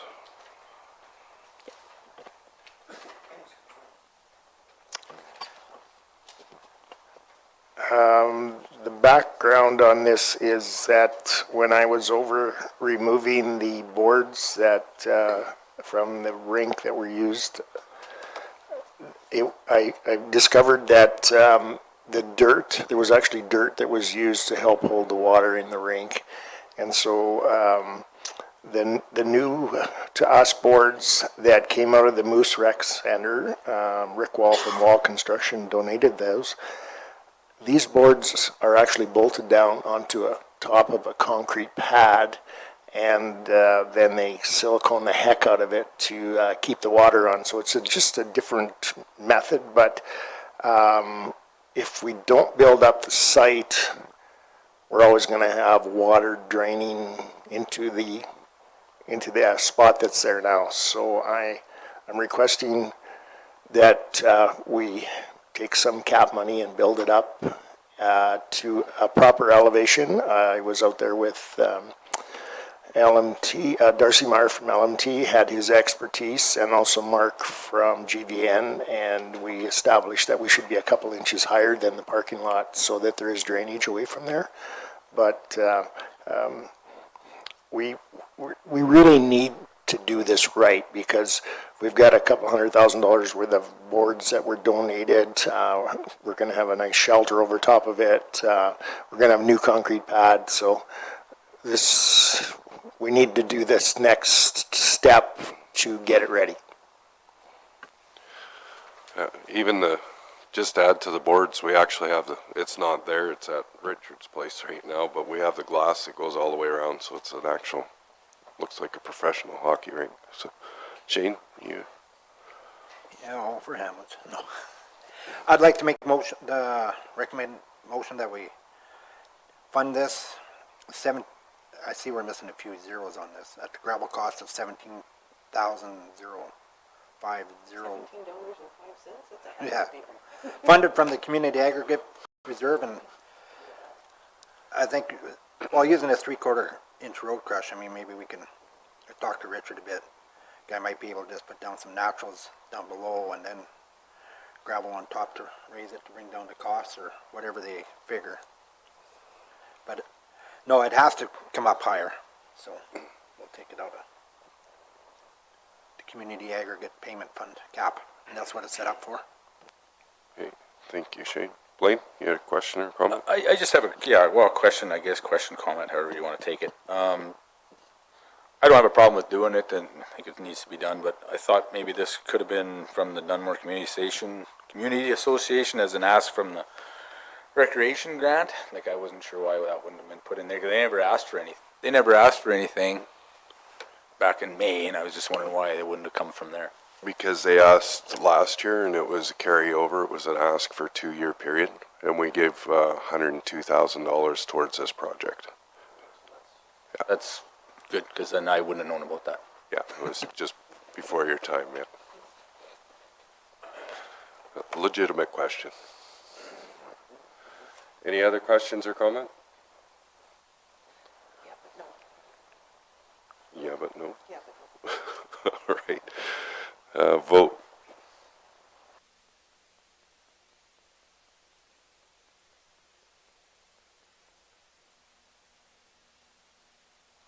That's carried. All right. We need to make a motion to go in camera. We have one more. Ooh. Unfinished. Oh, unfinished. Sorry about that. Oh, it's all good. 11.1, Darlene. Greyburn Raw Water Pipeline Society land transfer. So on page 75, the recommended motion, the council transfer 2 parcels of land in relation to the Greyburn Raw Water Pipeline Society, pipeline to them, being the land located at Lot 1, Block 1, Plan 021196-2, and that's where the slow sands are. And then the other is land located at Block OT, Plan 9110-018, and the recommendation is to transfer that into the name of the society. And the financial implication is that the slow sands are valued at $4,950, so that our TCA will have to have a write-off on that, and then the lands have no value. The portion has no value at all. So this just ties into the whole transfer, the 295 acre feet, and then there's the parcel of land, and then there's the slow sands as well that we don't utilize. Okay, thank you. Lloyd, you're going to make that motion? Any questions or comments on that? Shane? So under that first one, the first parcel, the slow sands, and if the water line was ever decommissioned, environmental reclamation work would be required within this property. Now, will it be that, I guess what a guy could put in there is, if we transfer it, is that they can't come back to us no matter what. Even if they claim bankruptcy, that they cannot claim bankruptcy to get out of the reclamation of the site. Just so it doesn't end up coming back because we're the original people and that it could come back. Just that loophole is covered. So Reynoldsworth, the farmer, has created the agreement for us, and that is in there. That was my concern, is that they come back. Because who has the deep pockets, right? So.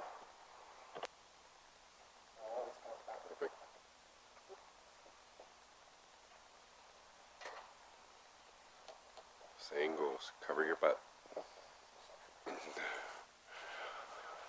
Okay, any other questions on it? Seeing any? Vote.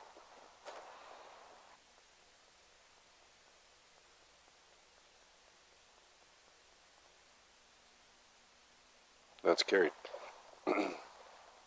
Now we'll go in camera. Dustin's making the motion to go in camera.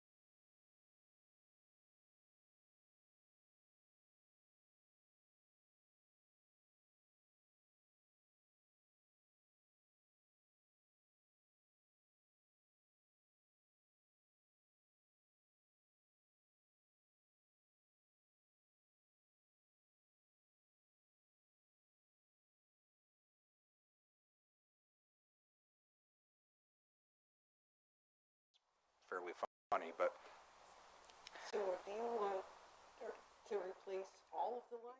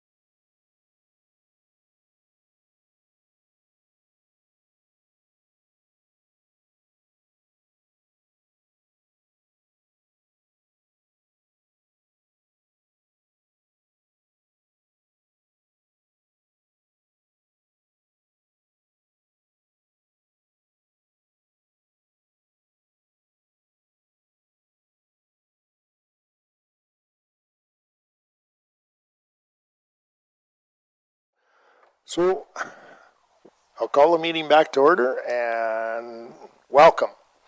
I will let you do the introductions, please. Don't push the talk button, and then when There we go. when your companions that want to talk, you have to go off, and they go on. Okay, Perfect. Well, thank you, Deputy Reeve, your deputy worship, councilors. My name is John Grove. I'm the Municipal and Community Relations Manager at AltaLink. On my right is Colin Harvey. Colin is the Senior Right-of-Way Planner, and we're talking about 3 projects today. Colin is responsible for the most aggressive one. The other 2 are minor. On my left is Colin Tippett. Ryan Cavers had some issues going on today and couldn't make it. Colin is consultation specialist, stakeholder consultation specialist. We all work out of the Calgary office, and it's great to be here. Not often you drive from Calgary to here and it's so green. Let me just keep going. Feel free at any point in this presentation to ask questions. If we're coming up to an answer, we'll tell you that just hang on, you'll get the answer to it in a minute. I'm going to go very briefly through AltaLink, who we are, what we do, and how we do it, the process involved. AltaLink has about 14,000 kilometers of transmission lines. Our service area is the dark blue on the map. We have about 310 substations now, and we provide service to about 85% of Albertans. That 85% includes bringing power to Calgary, Edmonton, Medicine Hat, Lethbridge, Red Deer. So we indirectly serve those. We are the transmission line company. We bring the big power to substations where it gets divided down and goes out on the grid roads, services cities, towns, farms, and residential needs particularly. We were bought by Berkshire Hathaway about 6 years ago, maybe 7, and it's been a pretty good transition. It's lovely to be owned by a parent company that understands the electric and utility business.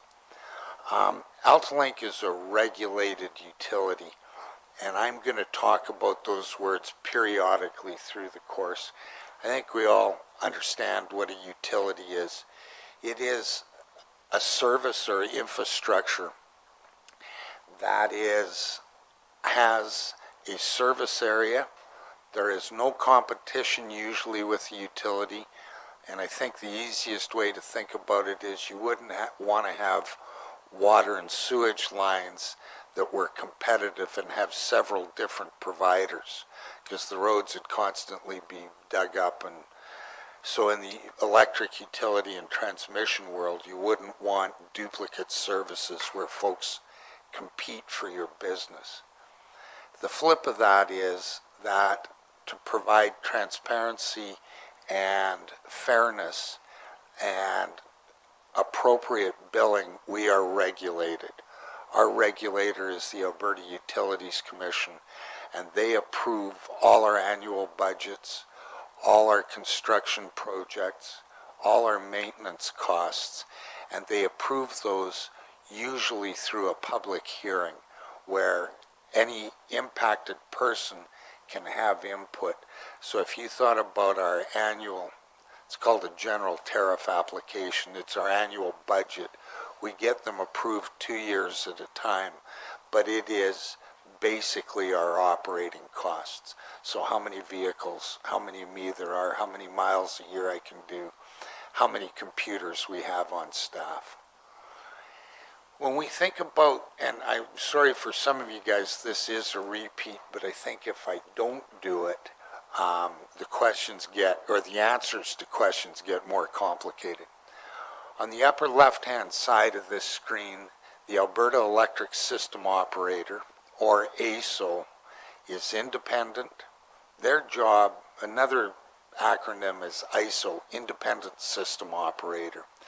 They are not for profit and they plan the system. So they publish a 20-year plan, updated every 2 years. They have a good feel of how demand in Alberta is growing, where there's a need for more power, more wires. They have a schedule that's high graded of all the generators that are applying to get online and provide electricity to the service. The Alberta Electric System Operator, ASO, directs AltaLink what to build when it is new projects. So they will say, build a new transmission line from Brooks around Medicine Hat back to Whitlaw, and they'll give us the technical specs. That line is a double circuit, 240 kV. I'll explain the kVs in a minute. But in their long-term plan, they recognize the need to improve the backbone in the southeastern corner of the province. On the upper right, we have the Alberta Utilities Commission. They are our regulator. They are a department underneath the Ministry of Energy. It is provincial jurisdiction. Among other jobs, they hold public hearings for all impacted folks where those impacted folks can have a voice. The AUC in greenfield projects has several options. They can approve the project, they can approve with amendments, or they can deny the project. If they deny it, it means that we probably haven't done our homework very well. Usually they approve sometime with amendments, slight changes. Often in those applications there are two primary routes and then interconnections between the two routes. So if they approve with amendments, AltaLink provides, in our opinion, what's the lowest or least impactful route, and the AUC makes an ultimate decision. The net result of their decision is a permit to build and a license to operate. I like to say this at municipalities: the permit to build is in effect a rezoning permit, a development permit, and a building permit all in one. As a municipality, you have some input into what we build, but you can't change the intent or substance of what the Alberta Utilities Commission approved. Clear as mud?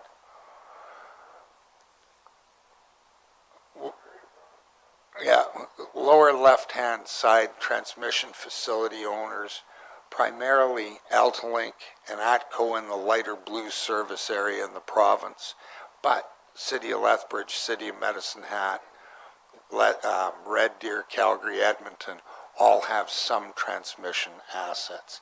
They again are the large wires, the lattice work towers, or the H-frame towers. The voltage that they provide from smallest to largest, old 69 kV or 69,000 volts. There's some of that runs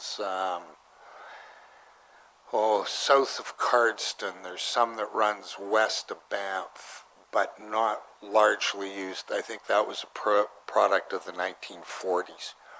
The next is 138 kV. They can be either that H-frame with a crossbar or with an X across and a bar on top, 3 wires running horizontally, or a single pole, 2 wires on one side, 1 on the other, typically 138,000 volts. Then 240 kV, which is what parallels the Trans-Canada coming from Brooks to here. That is actually a double circuit, so it's got 3 wires on either side, 2 circuits, plus minus and neutral on each side. lower right are the distribution facility owners. Fortis, in this part of the world, lots of REA, Rural Electrification Association, I think primarily here it's Equus. They are the providers of power to the homes, residences, farms, and smaller industrial users. Their voltage is 25 kV, or I think it's 14.1 kV. Their circuits, and this is just information only, when they have 3 wires, you have 3-phase power. If you only have 1 wire, it's single-phase power, and physically the ground acts as the completion of the circuit. The infrastructure on the left, we have generators. In Alberta, less and less coal, not much hydro, about 900 megawatts. Wind increasing to about 2,500 megawatts. These are all capacity numbers. Natural gas approaching 9,000 megawatts. 6 years ago, coal and natural gas were almost equal at about 6,500 megawatts of capacity each. Some of the newer coal-fired plants have converted over to natural gas. Others have simply shut down. Generators are deregulated, not regulated. They sell their power for profit. They bid into the system. The ISO manages that system, and they bid their power in 24 hours in advance at a price. And they might bid half their power at $40 a megawatt, a quarter at 50, and the last at 70, for example. So hydro, coal, natural gas can bid ahead because they know how much power they can produce 24 hours from now. Wind and solar can't predict 24 hours ahead, so they are a market taker. In other words, anything they produce goes into the system and they get whatever the price is. The price is set by the last megawatt that's sold. So if the last megawatt that's needed is sold for 65 bucks a megawatt, everybody that's produced power gets 65 bucks a megawatt for that period of time. And that time is set notionally at 6-minute intervals, but it often is more than that. It might be an hour or an hour and a half. Wind and solar have the net impact of bringing the price of power down, because they can't set a price, but they might be the last megawatt in or the second last with no price. So if you need 10,500 megawatts and the last bid price was 60 and 10,501 was 70, if the wind reduces or takes away that last most expensive megawatt, the price comes down. Clear as mud. Nobody's sound asleep yet. Okay, well, and it's interesting, and we can respond to some questions. Generators are deregulated. One of the parts, and I think we spoke about this last September when we were here, is it is a generator's cost or expense to connect their wind farm, coal plant, whatever, to the interconnected system. And that's their nickel. So the Alberta ratepayer does not pay for that. They pay for it indirectly in the price of power. But it is not part of Altalink's bill to the system. We come to, in the middle, the blue left, the transmission lines. Generators typically generate at less voltage than what's required to get onto the wires, the transmission wires. So like a pipeline, your gas well produces at 80 psi, but the pipeline going by is 200. You need a compressor station to compress the gas and get it up to 200. Well, in the electric system, they need a substation to transform the power up to transmission voltage. Regulated, come to another transformer, the gold here, where transmission dumps into another substation and the power is transformed down in voltage so it can go out on the distribution wires to houses, farms, businesses, schools, this building, those kind of things. The two sets of wires, transmission wires and distribution wires, are regulated. The consumer on the right here has an option where he can buy his power. So typically you could be Equus, Enmax, Epcor, Greengate, some of the other ones. And those power suppliers are deregulated. In other words, they're competitive. So they buy power in blocks ahead, buy a future, and sell it and take their markup. Just some quick consultation notes or consultation process. And this is notionally what happens in a greenfield or new project, but we follow many of the same principles when we rebuild or, what's the word I'm looking for? Rebuild or greenfield, but or brownfield, so reconstruction, adaption, upgrades. So we start on a greenfield with conceptual. We look at a computer. We've got kind of a neat slideshow that shows this, where we look at every potential route, and the routes get eliminated based on quarter section lines, number of houses, graveyards, schools, pipelines, oil and gas wells. And often in that process, we come down to one or two routes, and quite often there's some challenges completing those. For example, irrigation creates a problem where, if we think back 30 years ago or 40 years ago, pivots weren't nearly as prevalent. So we do a conceptual or desktop exercise and determine some routes from what we think we know. Then we come and talk to the landowners and have a preliminary round of stakeholder consultation where we gather the information that isn't apparent on the internet or from mapping processes or from overhead imagery, GPS, those kind of things. And we gather all that preliminary information, we study it, we come back with several routes that are, in our opinion, are the least impactful. Every route impacts somebody, every route impacts the public, and we recognize that.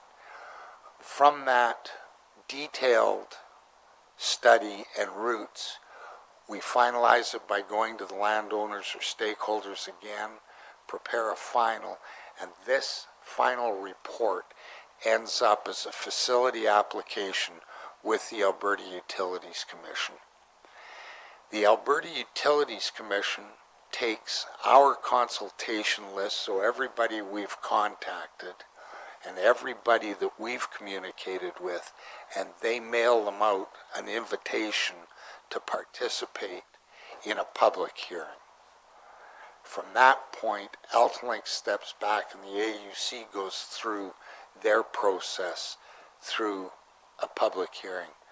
Just a word for councillors. I think if you're getting jumped in the coffee shop, remember this is a provincial process, there's a public hearing, and if you're potentially impacted, stay involved with the process right through to the end. Don't give up halfway through. It takes often several years to get to the end, but landowners and stakeholders' opinion is important at those public hearings. And several times we've seen where, and I think that happened right here going past Dunmore, where there were two routes proposed. Nobody showed up on the alternate route at a public hearing.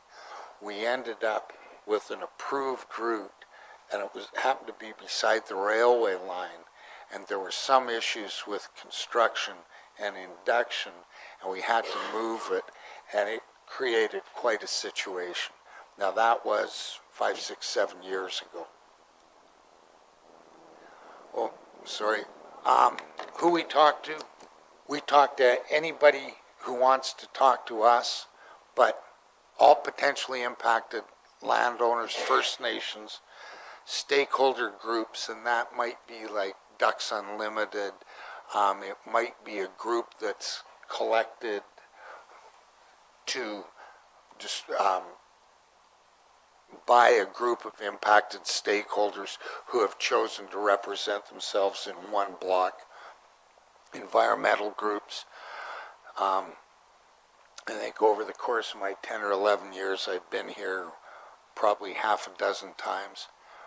Local, provincial government, economic development agencies, but again, anybody who self-identifies as well. I'm just going to start and generally talk, and then I'm going to turn it over to Colin. There are several projects that are impacting Cypress County today. I think the first one, and we were here about last September talking about Enerfin Winifred and all the acronyms. It is an MPC.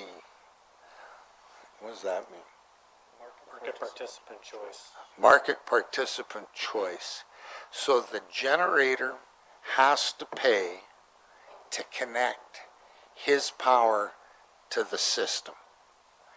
And the system in this neighborhood is full.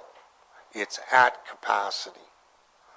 And in order to connect, the ISO told him to connect it to Bull's Head Substation. Bull's Head Substation is straight south of Medicine Hat. And his wind farm location is just inside County of 40 Mile on the east edge. So he has to pay to connect. He's got two choices. He can self-perform, which Enerfin chose to do, or he could engage Altalink. So more confusion. On the east side of Bull's Head, Bull Trail Wind Farm has contracted Altalink to connect it. So Altalink is doing all the stakeholder consultation, all the engineering and design, and building it. Enerfin Winifred did their own landowner consultation, selected their own routes. I understand from some rumor that maybe they've come to an agreement on routes, and they had several choices. So that's confusing as can be. I think there's one more project that is in the hopper and on our radar, and it is Wild Rose 2 Wind Farm, which is again further east than Bull Trail. South and west? Yeah. Yeah. Oh yeah, I'm in Dunmore, not in Medicine Hat. So, those are what's on our radar. Now, I'm just going to finish by saying we don't see every solar farm that goes to get connected. Solar farms can often interconnect through the distribution wires, so they are smaller voltage. We see big ones, but not the smaller ones. And there's always in the planning process for generators a stage where they get to when they contact AltaLink. So you may be aware of different generation projects that have come across our desk. So at that point, I'm going to turn it over to Colin, and I'm sorry for the size of this map. Yes. So when I hear that AltaLink is going to take over the line, like they're going to take over Enerfin's line, that means they're buying it? No, here's the easiest way to think about. If in the county, when a new developer comes in and wants to put 12 houses in somewhere, you might require as part of his development permit or building permits for him to upgrade the road. And he would upgrade the road and operate it for a while until the warranty period, and then he would gift it to the county. So then the county operates and maintains the road after that. So with generators, whether we build it or they build it, they pay for it. And after a period of warranty time, they give it to us. Oh, okay. Nice guys? Yeah, I know. Wow, It's cost, yeah. you know, we have built some roads in counties too. Okay, I was curious about that. Yeah. Any other questions before we move on? No? Good? Okay. All right, so the first project I'm going to talk about is the 879 line transmission line restoration project. So this one's a bit different from what John was talking about in terms of the customer projects with the wind farms. This is actually a project that's been directed to AltaLink by the ISO, the Alberta Electric System Operator. So they've determined a need for this project. So this is actually one of two projects that fall within a larger system development called the Vauxhall Area Transmission Development. So the other component of that development is over in the Tabor area, in the MD of Tabor, where we're rebuilding an existing line between our Tabor and Fincastle substation to get more capacity in that area as well. So, and then the second part of the project is the 879 line here. So with all these wind farms and solar farms connecting onto the system in southeast Alberta, the ISO has determined that we need to upgrade the capacities on these lines to be able to transfer more power as these projects come on. So for the 879 line, what we were directed to do was the ISO would like to restore the capacity of the existing 879 line. So it's currently built to this capacity, but because of the way it was built, there's some clearance mitigation issues along it in terms of the line's too low in a couple areas based on developments or ground terrain. And so they've asked us to look at being able to operate the line at the increased capacity. And when I say capacity, so it is a 138 kilovolt line. That's not changing. It's just it's called MVA. The best way I've had it explained to me, it's your kilovolts is like the pressure in your water line. The MVA is the flow. So we're just increasing the flow down the line. The actual pressure of the line is not changing. So what we did was we had to look at the segment of the 879 line from the Rattlesnake connection, which is just in the 40 mile. Oh, that was the wrong button. Oh no, that disappears. So that's in that area there. Up to our Beaumanton sub, which is northeast of Medicine Hat. Now that last section from the Bull's Head sub, which is what John was talking about, now just south of Medicine Hat, up to Beaumanton, that was just rebuilt. That was the project John was talking about, the Medicine Hat 138 project about like 5-10 years ago. So that segment of line is already able to operate at that capacity, so we don't have to touch that segment. It's only that segment that's shown here on the map. So based on some survey data that we took, we have a select number of structures that we either need to replace or modify. And when we I'll get into that in a second. When we say modify, all we're doing is changing the insulators, which is what the wires are basically connected to. So in total on that segment there, we'd be looking at replacing approximately 22 structures, and we'll be modifying another 39 structures. So this is kind of what on the left-hand side there, that's what the structures look like today. On the right-hand side, that would be what we would either modify the structure to. So on the existing structure, we would just look to take off these cross arms and replace them with these kind of insulators. And what that does is it just gives us that extra meter or two, and that's all the clearance we need on those structures to be able to operate the line at that higher capacity. On the replacement structures, we would be looking to remove that existing structure and just beside it, place in a new structure like you see on the right-hand side.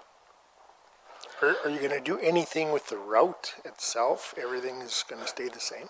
The route itself is going to stay the same. So when we did begin to look at this project, we had some feedback from a project we had last fall about moving, particularly that diagonal portion of that route, to a new alignment.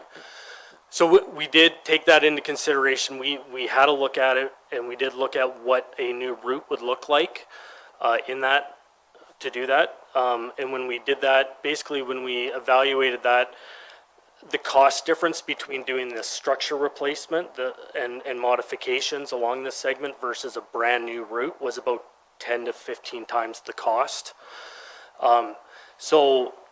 So that was a piece of the puzzle. The other piece of that puzzle was also the fact that this line, that segment of line, has about 10 to 15 years of life left in it. So from our standpoint, we thought now wasn't the time to do that, to meet the ISO's need for today.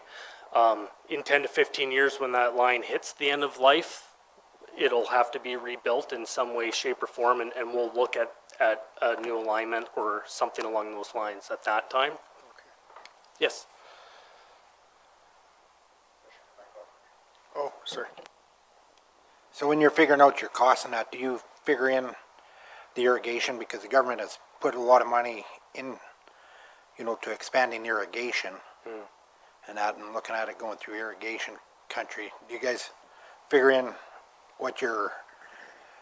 how you're impacting the irrigation in that area with them poles nowadays? Let me give you a high level. When we are building a green field,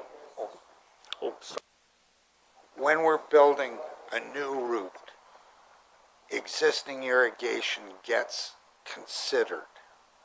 The challenge, and you can appreciate this, when the county goes to build a new highway, you're impacting somebody. And so, yes, we can take a look at what is currently there today. We ask the questions about what are the future plans, and if a landowner says, man, I just paid the down payment on a new pivot, we're going to take that pretty seriously and into consideration in citing it. When we hear, well, I wanted to leave that land to my granddaughter so she could build a house on the corner of the quarter. Well, how old's your granddaughter? Well, she's 8. You can appreciate those challenges. So the answer is yes, we look at existing.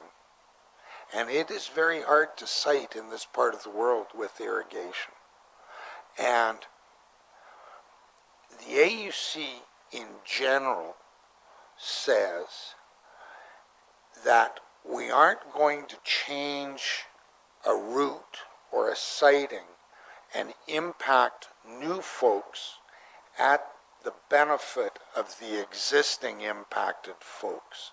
And it's just a general rule of thumb that, and this is, I know this is a unique case, but if we thought about on the west side of Calgary, well, you built your house with that transmission line running on an angle, and it's been there since 1942 or 62. And we aren't going to move it for your benefit at the expense of different stakeholders. And that's the comparison that we use when we go with a facility application to the Alberta Utilities Commission. So when we look at a preferred route, which is AltaLink's opinion of the least impactful, versus an alternate route, that weighs into our analysis or matrix of what makes one preferred and one alternate. Now, the next part of that, and the last part, is the Alberta Utilities Commission makes the final siting decision.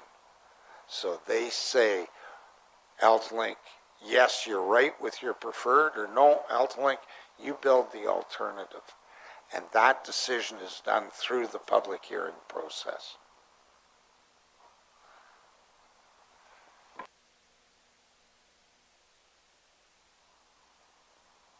Sorry, I should have noted on that map, just so it stands out maybe a little bit better. I think you can see the colors. The red dots would be the structures we'd be looking to replace, and the purple ones are the ones we're looking to modify. All the light green ones that you see going through there, those are the existing structures that we wouldn't be touching for the purpose of this project. Is everybody good with that, or do you want them to point it out better? We could give them a laser pointer, or? I think I got one. I can use it. Yeah. So, Okay. sorry, so like case in point, this would be a group of red in here. There's, I think, 2 structures there. And there's I think a couple more structures up in this neck of the woods here. And I believe there's another one down in here, or 2 or 3 in that area. The purple ones I was talking about would be this group in here, some more in this area here, and then we have some more purples up in this area as well. So that's kind of I don't know if that helps. The map's not a great scale for the presentation, but it's what we had. So.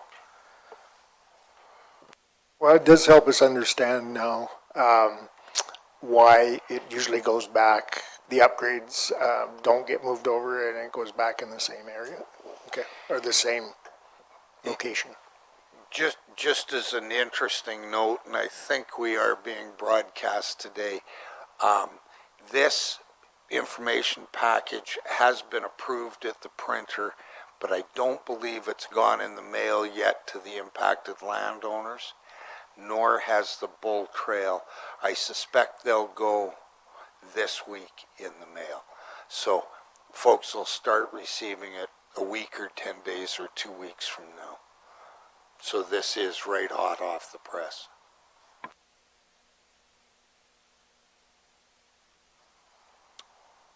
right. Any more questions on that one? All right.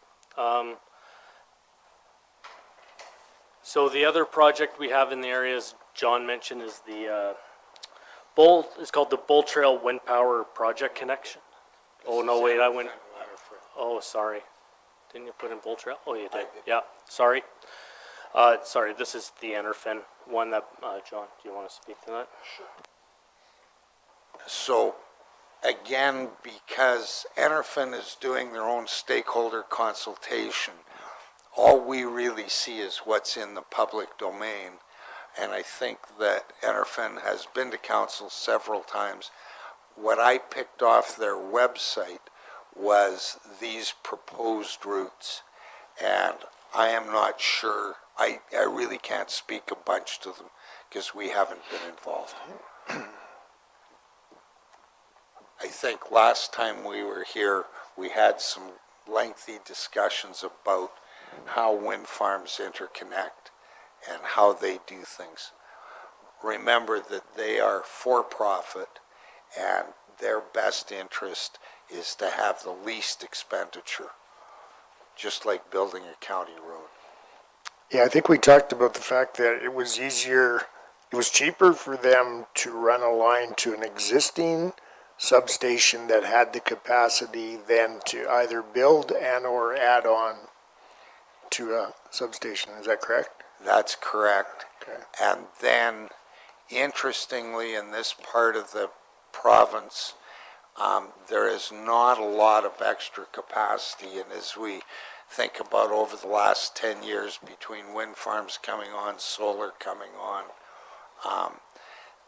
the wires were planned for capacity, and I'm going to say 2012, and things have changed in 10 years. It also takes a pretty significant period of time to build a major new transmission line. Its magnitude 5 years from when AltaLink gets directed by the ISO. So build a line from Brooks around Medicine Hat to Whitlaw.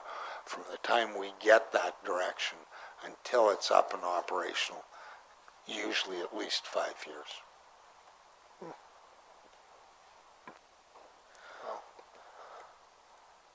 Okay, and then the last project we have is the Buffalo Trail Wind Power Project connection. So this project is connecting the proposed Buffalo Trail, what's their whole name? Renewable. Bull Trail Wind Power connection. So this is connecting Bull Trail's proposed wind facility to the system. So what this project entails is we're constructing a 240 kV line, so bigger than the lines we've been discussing. From their proposed collector substation, which is in there, and then over to our existing 138 kV line, which is this blue line over here. So the red routes are what we will be proposing and starting consultation with folks. The blue box on the left-hand side here, that's a target area. So we do have to construct a new substation to be able to connect the new line to the existing line. Okay. And so that blue box, the large blue box, is the kind of the area we're going to be talking with landowners about to see where possibly the best location would be to put that substation, and then we'll refine that when we get into our second round of consultation at that time. You have two red lines running across, so then that's the proposals will be either or? It's an either or, so only one of those lines will get built. Okay. And those might modify and change too as we talk with people if there's something that we weren't aware of and we need to move the lines and stuff. That's why we go through this consultation process, but only one of them will be constructed at the end of the day. So just of interest, and I'm sure you guys know this countryside much better than we do, but there are several very large coulees that run through there, and they will be long spans of transmission line. And what that does is change the magnitude of the towers or the engineering design that has to go in to support the wire as it goes long distance across coulees. And I think there's one that's really big. Yeah, there's a couple long spans. So so that's why on our structure slide here we have multiple different structure types, because depending on how getting across some of those coulees, especially large ones, you're going to see that 5-pole structure on the left-hand side for those type of crossings. When we're running, most of the routes are in road allowance. Or just outside of road allowance. There are some routes that are obviously cross-country too there, but those ones when we're just down the road allowance or kind of midfield, you'll likely see the monopole structure on the left-hand side there for the most part. So, but the H-frames and that 5-pole structure will be used for some of those longer spans that we'll have to negotiate as we go across that countryside there. I think that's it on those. I should have mentioned, sorry, real quick, just on the schedules for the projects, going back to the 879 line, as John mentioned, both these projects are going to hopefully mail out this week. So we'll be starting consultation with all the landowners and agencies starting in the next couple weeks. Both are looking to file in that September timeframe to the Alberta Utilities Commission is when we'll file a facility application.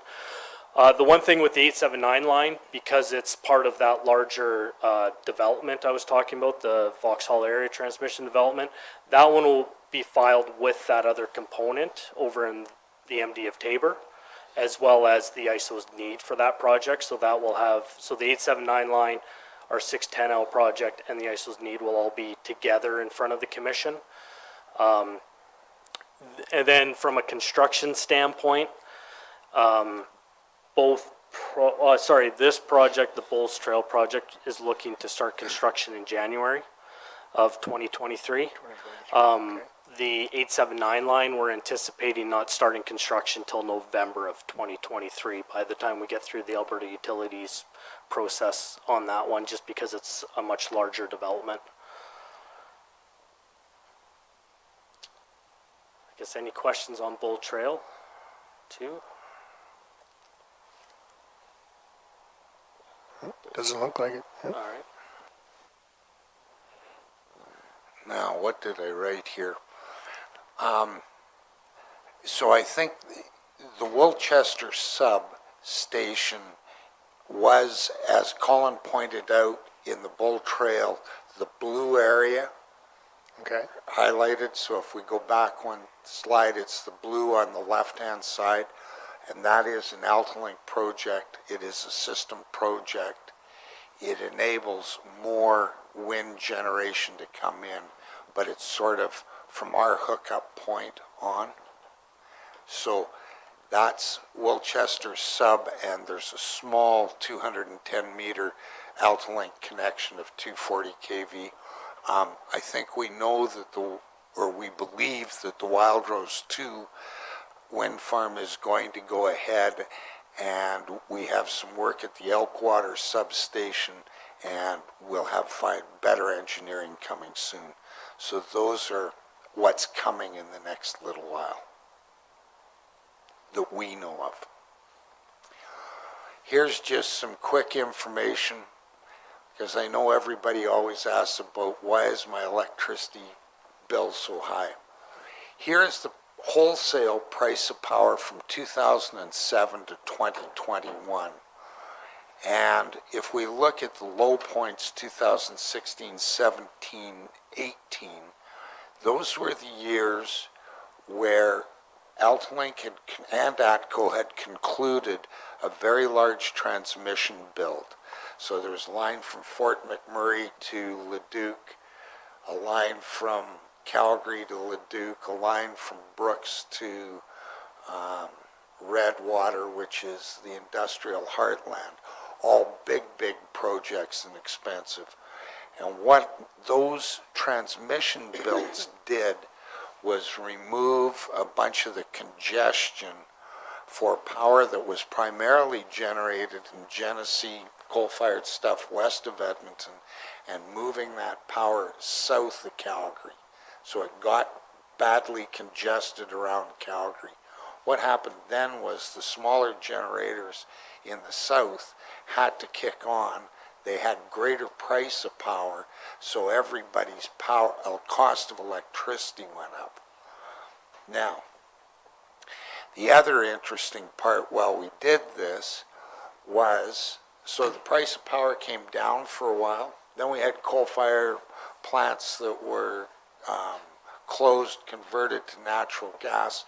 Price of power came up a little bit, have a bunch more wind and renewable that comes on. But if you look at the orange costs on this graph, that's the cost of transmission. If we look at the green cost is the price of distribution. And if we look at the blue component, that's the price of power. So the reason that we talk about this or show this graphically is I think it gives some understanding as to why power bills fluctuate and some of the causes and costs behind it. AltaLink in 2018 committed to hold our operating costs flat for 5 years without any increase, and we've achieved that for 4 of the 5 years. I think that ends in 2023, and I don't anticipate seeing a huge increase in our operating costs. And that's just about the end. So any questions?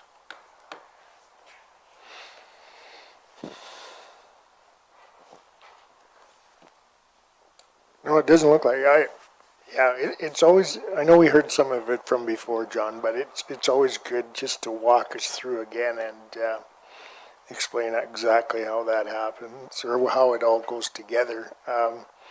I'm still struggling with solar power and wind power and the fact that it's not there all the time, and I know it's supposed to balance itself out, that if the wind's not blowing, hopefully the sun is shining, but there's just days that doesn't happen, right? So, well, we're all Albertans, and we know that the coldest, darkest day of the year on December 20th, often it's not windy, and it's 30 below, and there's 6 hours of sunshine. And I think there's a bunch of interesting information when we go and look at where AltaLink thinks we're going. There are some transmission capacity battery storage facilities or assets that are being contemplated. I think from the generator side, from the wind and solar, they could certainly benefit from having some reasonable storage. And by reasonable, whether it's 2 or 3 days of storage, they'll have some opportunity to take advantage of price increases and those kind of things, some arbitrage advantages. They'll also be able to level out their cash flows. It's a fascinating new horizon in the electric transmission business, which is what AltaLink is in. We aren't in the generation business at all, so we feel the repercussions when it comes to interconnecting folks, but we don't have any advantage in that part of the world. you're a bad guy by association, and it's on there. It's a tough industry. Yeah, yeah. Robin? Oh, gotcha. We're struggling with our mics. We're gonna get a new system here soon. Technology. No, I appreciate the presentation. I think you addressed earlier that with this information going out, as you can imagine, as elected people, we will likely have, some people reaching out, and I appreciate the clarification on the process. Do you have any, specifics that you can give us with regards to when hearings would be coming up, that we can, if we receive phone calls or letters of concern from anybody, that we can at least direct them in the right direction, or a phone call or an email or whatever that might look like? Well, sure. So let me start by saying I answer my phone 98% of the time, so feel free to pass my name along. There will be published schedules in all the material that's mailed out, and I will send it I typically send to the CAO, the Reeve, and if there was somebody else that was interested, but let the information come into the council information system. The schedules are all there. I think that typically from the date we file a facility application, there are several AUC paths. Let me start there. We believe that Bull Trail will be a faster path because the generation has been approved.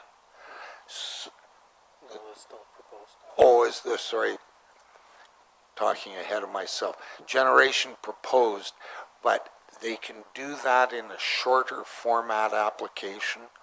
The Vauxhall Area Transmission Development, which includes the Tabor, MD of Tabor, little bit of Cypress County, not much, and then the angle part that impacts Cypress County will in all likelihood, go to an Alberta Utilities Commission hearing. And that hearing process works something like this. We file our facility application, the AUC acknowledges it, we deliver our mailing list to the AUC mails out and communicates with all those impacted landowners. They hold several, I'm going to call them public stakeholder consultation meetings, and what they do at those meetings is they put like-minded folks into groups. So similar impacts, but neighbors, for example, might form one group, and one group might be 23 landowners. So it doesn't matter whether you're 3 or 23, it's for ease of hearing, so they hear the same information once, not 23 times. And it usually takes 90, 180 days for that hearing process. Then they have about 90 days from the end of the hearing to return a decision. So from the date we file a facility application, and I'll let you know by email that we filed it, and I'll send you a copy of it. You can read all the final detail. From that point to a decision is at least 6 months. We are in the consultation phase, and we expect to file this November this year? September this year. September would be kind of filing, and then that 180 to 270 days starts from September-ish. Yeah, it's roughly about 6 months. Yeah. Okay. All right. Thank you. To the hearing, yeah. I mean, another part of that too, just so you're aware as well, is in our packages, the AUC requires us to include their brochure as well, which outlines not necessarily the timeframes, because that's all subject to when we actually file and how the proceeding goes, but it does outline their what your rights are as a landowner, how you can be involved in their process and everything like that. So every stakeholder on the project, whether it's landowners or government agencies or whatever, all get that brochure as well that outlines that. So if your constituencies are asking about that too, they can also look there, and we can also provide it to them if they threw it out, because that might happen. But everyone will get that as part of the package. I know I appreciate this specific process because it's such a contentious issue. You can have neighbors on both sides. The Bull Trail and Wild Rose 2 both fall within my riding, or my ward. And it's when you have a neighbor that is for it and a neighbor right next to him that's against it, I am certainly happy that I'm not the one that has to make that decision on it. So thank you for that information. You guys appreciate it. And throughout that process, there is a notice of filing letter that AltaLink sends to all those impacted stakeholders as well. And within that, that'll have generally a number that's identified by the Alberta Utilities Commission that identifies where that project is, how you would get involved with that process, and basically where to go within the Utility Commission's website as well. So that'll all go to those landowners once we do file that application as well. So that falls into that piece too. Just let me follow up and finish by saying transmission lines are contentious. Power is a pretty necessary part of every piece of everyday life, whether you're farming, irrigating, dry land, seed mill, or the gas pump. And as a municipal government, this jurisdiction is all provincial in nature. So as a councillor, if folks are impacted, assure them that there is a process. It is provincial. It is the AUC. They will be kept informed, and I will keep you informed so there's no missing gap of information. On that note, any more questions? Everybody's good? Okay. yeah, we appreciate your time and coming here and walking us through it. Like I said, again, it is quite a system and quite a process, but you did, I would think, help simplify how it works. And as Robin said, as counselors, we can be stuck in the middle, or people can be upset that we're not doing enough. But this helps us to clarify that we're not the ones in control. Yeah, the outlet is at the public hearing. Yeah. Okay. Thank you very much for your time. Maybe a little bit of heat now and rain in 3 weeks. Is that what we need? Yeah, that's pretty awesome out there. So, but again, thank you for asking to come and present, and we really appreciate it. Well, thank you. Thank you.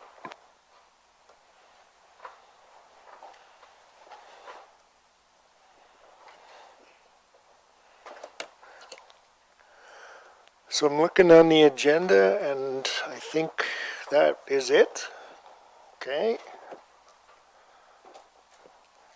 If there's nothing else, then I will adjourn the meeting. Thank you, everybody.